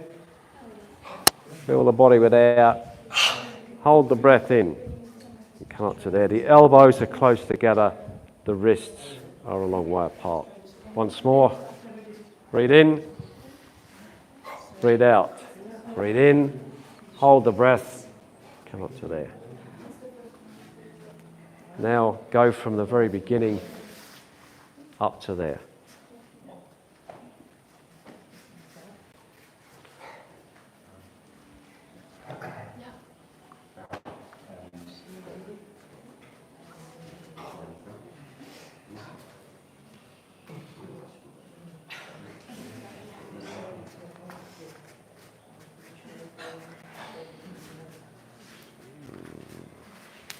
Okay. Practice that a few times and I'll come back and take a look at you.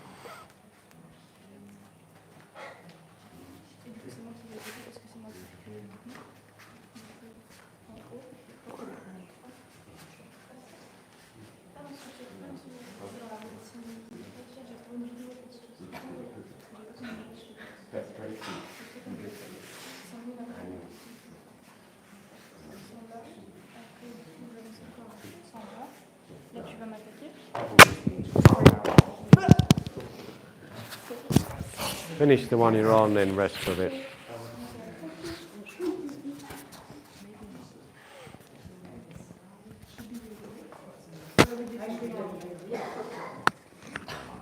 Okay?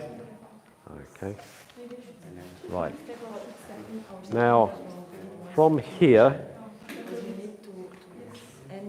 bend your wrists without moving the arms. Here, the fingertips should be 1 inch above eyebrow height. Here, the palm should be shoulder height. Now, pull your shoulders back, sink them down in the back, and rotate your wrists, pushing outwards with the hands and inwards with the elbows. So they rotate around this fingertip like that. But you pull the shoulders back and this way, elbows in, press out, down and out with this bit of the hand here, there.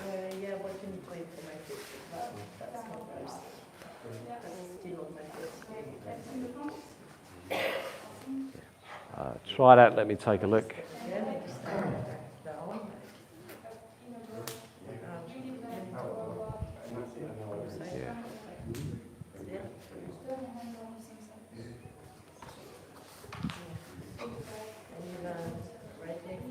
Twist them right around.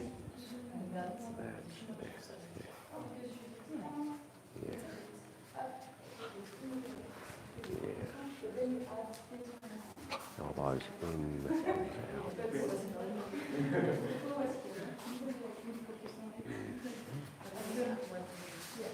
elbows in, hands out. Yes.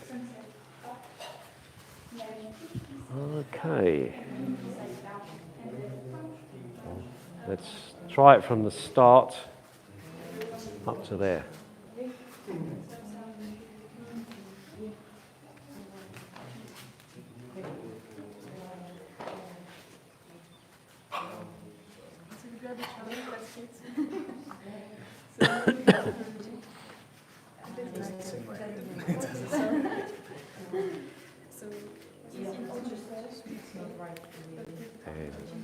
And relax. Okay, good. So, show your salute. Show another salute. Connect with the yang chi of the sky and the yin chi of the earth. Throw your energy out to the hands. This is very kind of white crane style move. Now, gather your energy back into your Tantien, compress the Tantien, squeeze it, compress it, hold the energy in, and it wants to burst out. Step forward with your right foot. All that energy that wants to burst out, throw it down to the fingers, grip. Pull it back in again, grip it back in again, compress it back into the core. And again, step. The energy's compressed in the core. Throw it forward, grip, bring it back, draw it back into the core. Do it again in the rooted stance.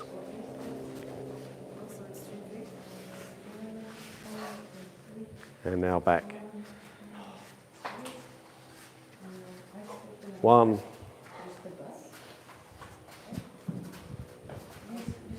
2,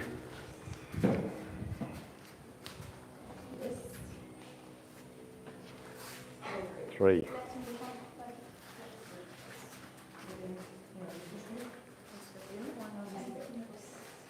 There. So we've done now the opening up to here. We've done this 3 steps forward, 3 steps back. Try it once on your own.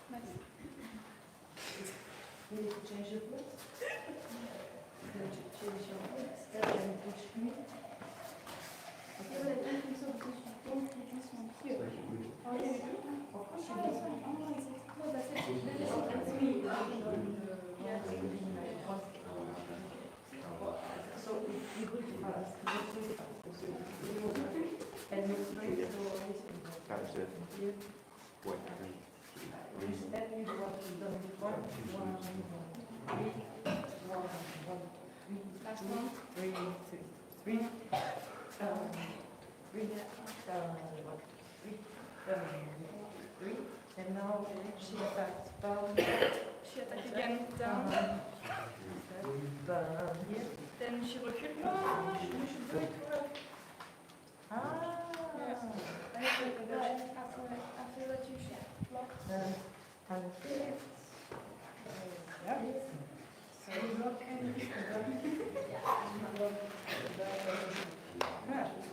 and it's why we have the wrong leg. Because if I step, I have the left. And usually I should go to shuffle into the push. Because now she was right leg forward, so something was wrong. But I think it was like 3 step, 2 step. Something like that. So after again, like without.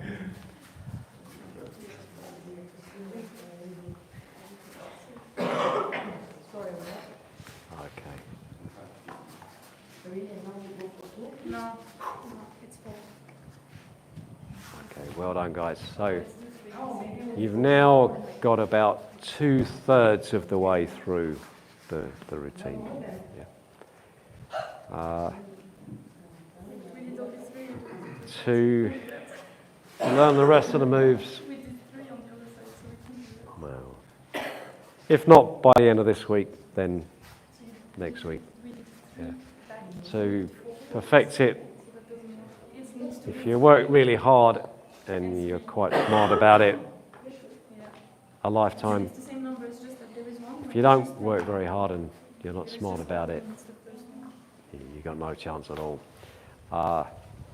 It's a very, very deep routine that you can just get deeper and deeper into. Okay. But the good news is that this opening move, this is the way that all the tiger crane routines start. They all start like that. So once you've learnt it, you don't have to learn it again. Yeah. They all start like that, and then they all look different after that. Yeah. Once more, and then we're going to do the sticks. Yeah. One more time.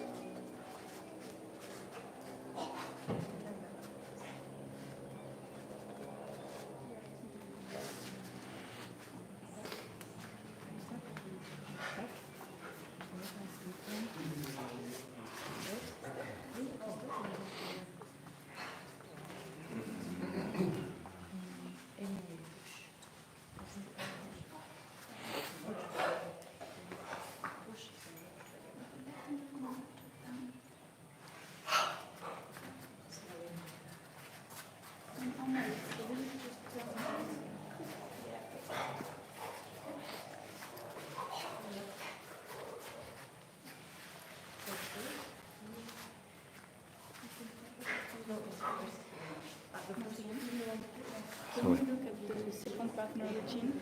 Can I look at it? Get it right. I'll have a look, yeah. I'll look. You can look at the second partner routine Yeah. if you want to get it right. Yes. Yeah. Well, I'll have a look at it. I'm not guaranteeing we'll do it today because we're running out of time, but let's have a quick look. From the beginning.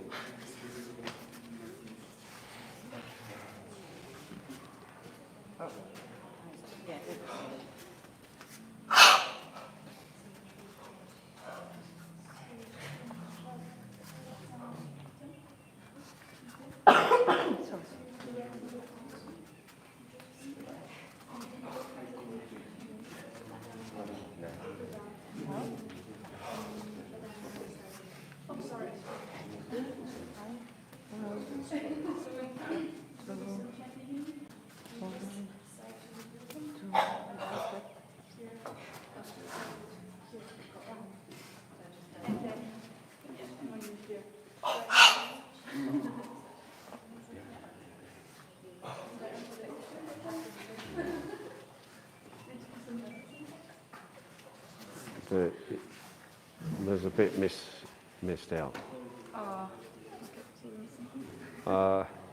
Okay, so you've gone one way, you come back the other way, and you'll have the left foot forward, and you'll have done 1, 2, 3, 4. That's it. Yeah. Now, Priska, step back. Up, down, up, hook, jump.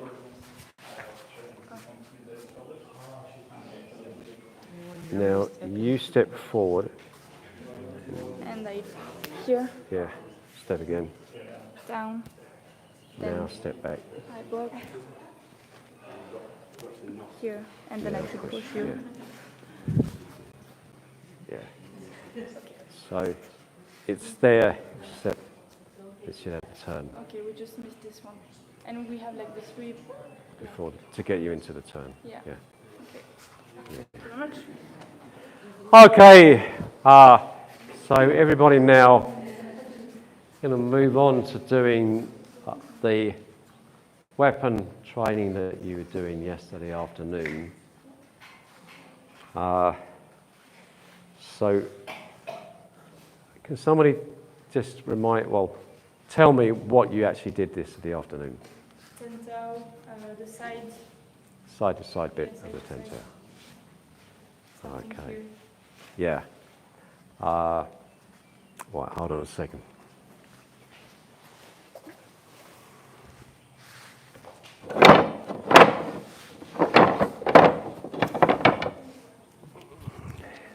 So, I've got this right. Yesterday, you did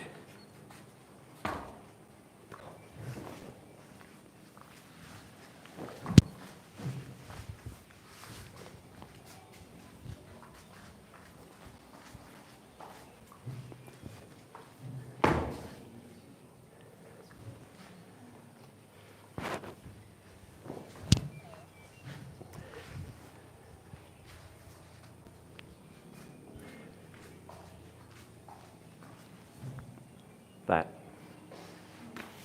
Yes. Yes. Yeah. And it looked exactly like that, yeah? Okay.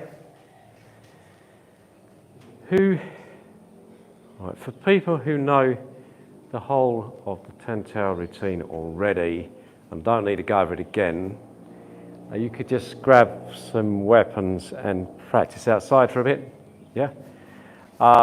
Everybody else, take a stick.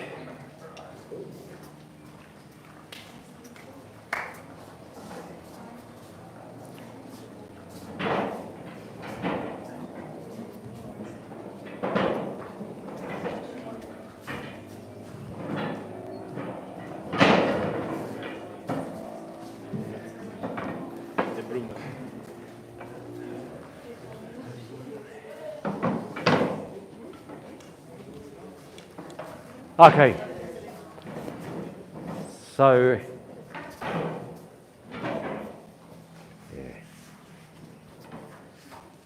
we're all going to face this way, but you can just kind of keep an eye on what I'm doing.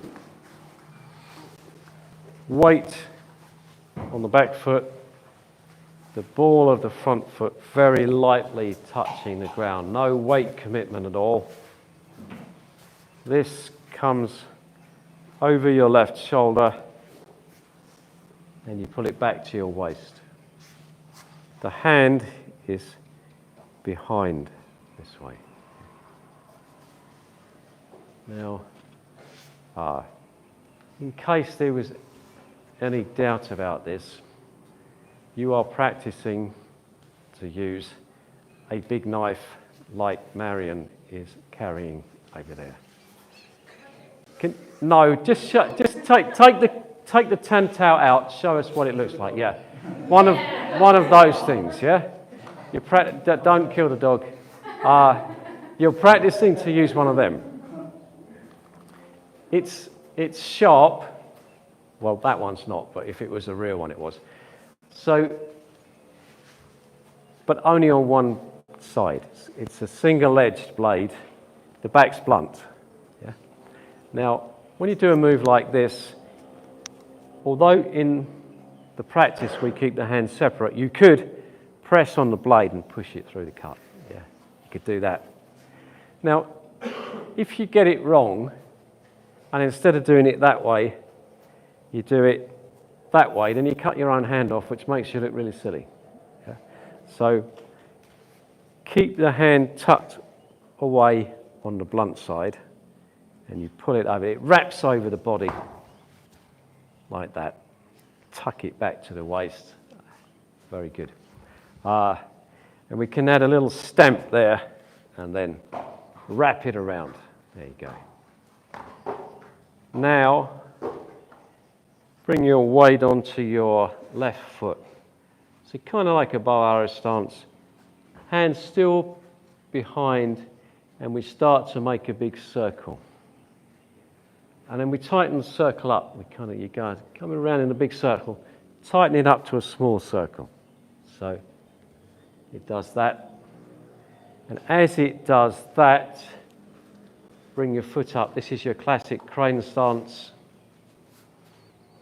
There.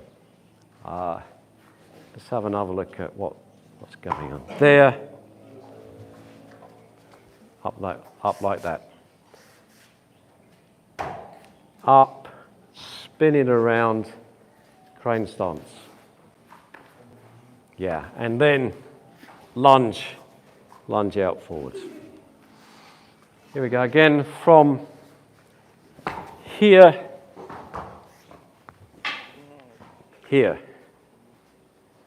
Oh. Try that again.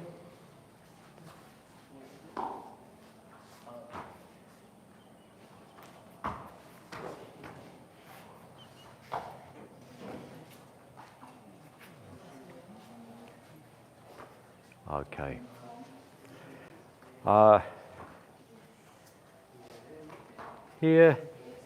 Here. Now,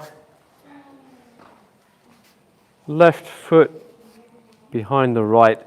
So your left knee is pressing into the hollow behind the right knee. And this hand, the left hand behind the weapon, blunt side, come over a big sweeping cutting movement there. There, that way.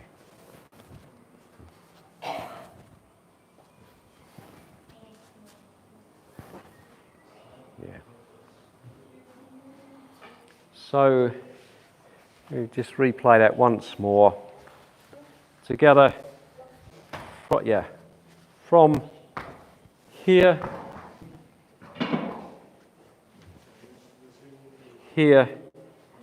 and then here. Yeah. And I'd like to see you do that.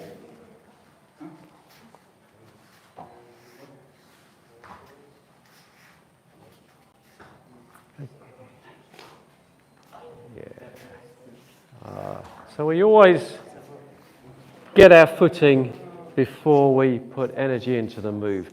Sink your root, then move. Sink the root, then move. Okay. From here, it gets a bit more tricky. Visualize someone's attacking this leg. They're going to try and cut your leg off. Get it out of the way. Jump onto it, because now maybe they're going to attack the other leg. Lift this one as if you don't want to have your foot cut off. So from here, jump onto the left, raise the right. Now, continuing to protect the right, cut down and spin around.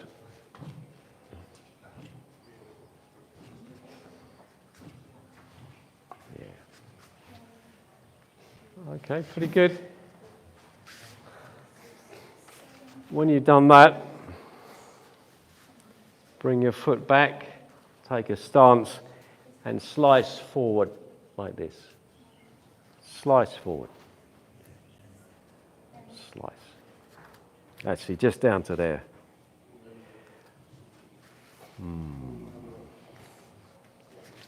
Okay. Here we go then.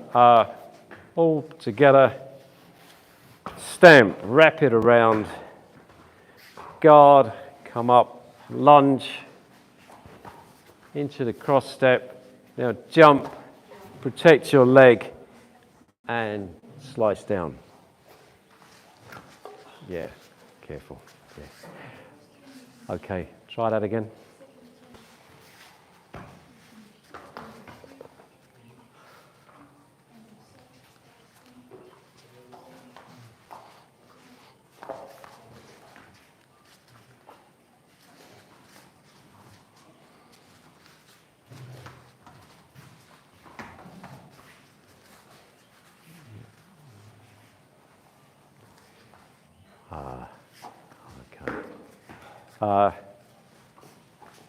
Now, when you do the Swan Yang routine in the mornings, keep your eyes directed down towards your lower Tien to direct chi back to the Tien.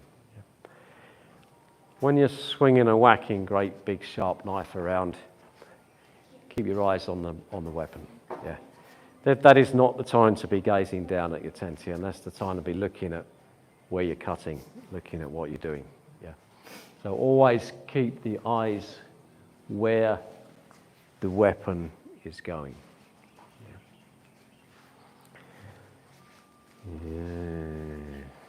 Oh, go on. Do it one more time. Do that one more time.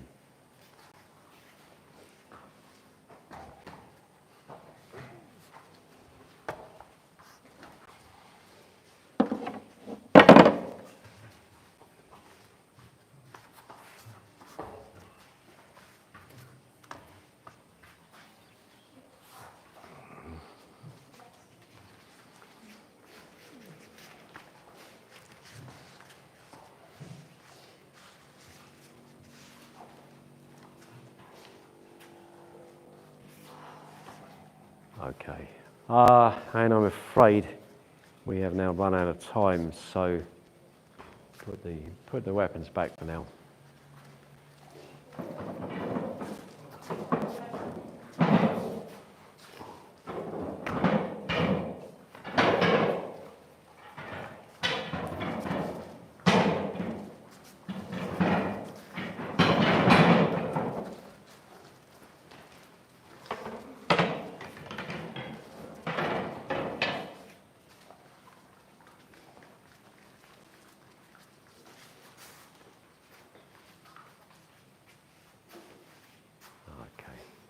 Well done, guys. I'll just wait a moment.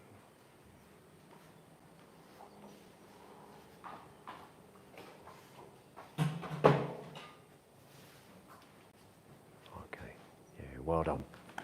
Okay, well, all right. We'll get some dinner. Yeah.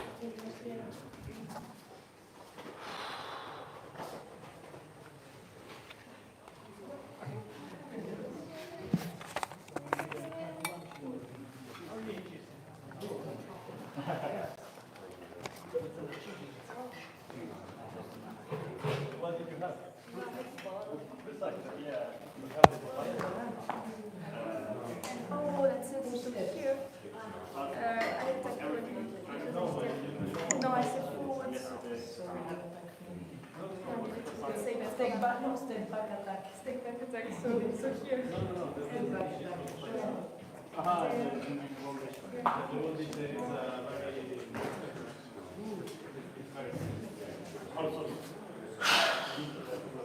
we have the life of it. So we can remember it. No.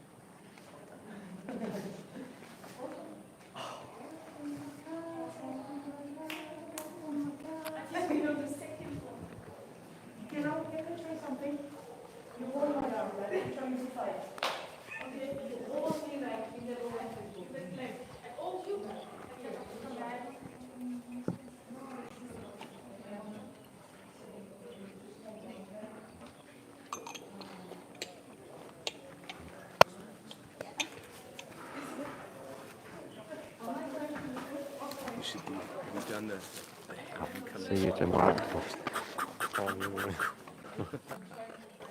Different effects.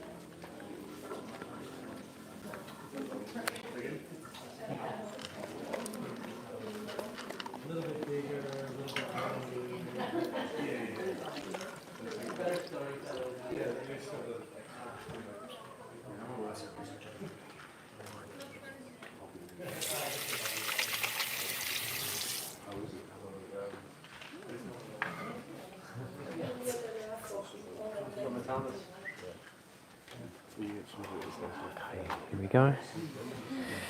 For dinner. He's got a hamper till midnight. Yeah, right. Yeah. One bigger, one better. Yeah, exactly. So what do we have? So obviously we got the rice with the kind of brown grains, and this looks like angled gourd fried with egg.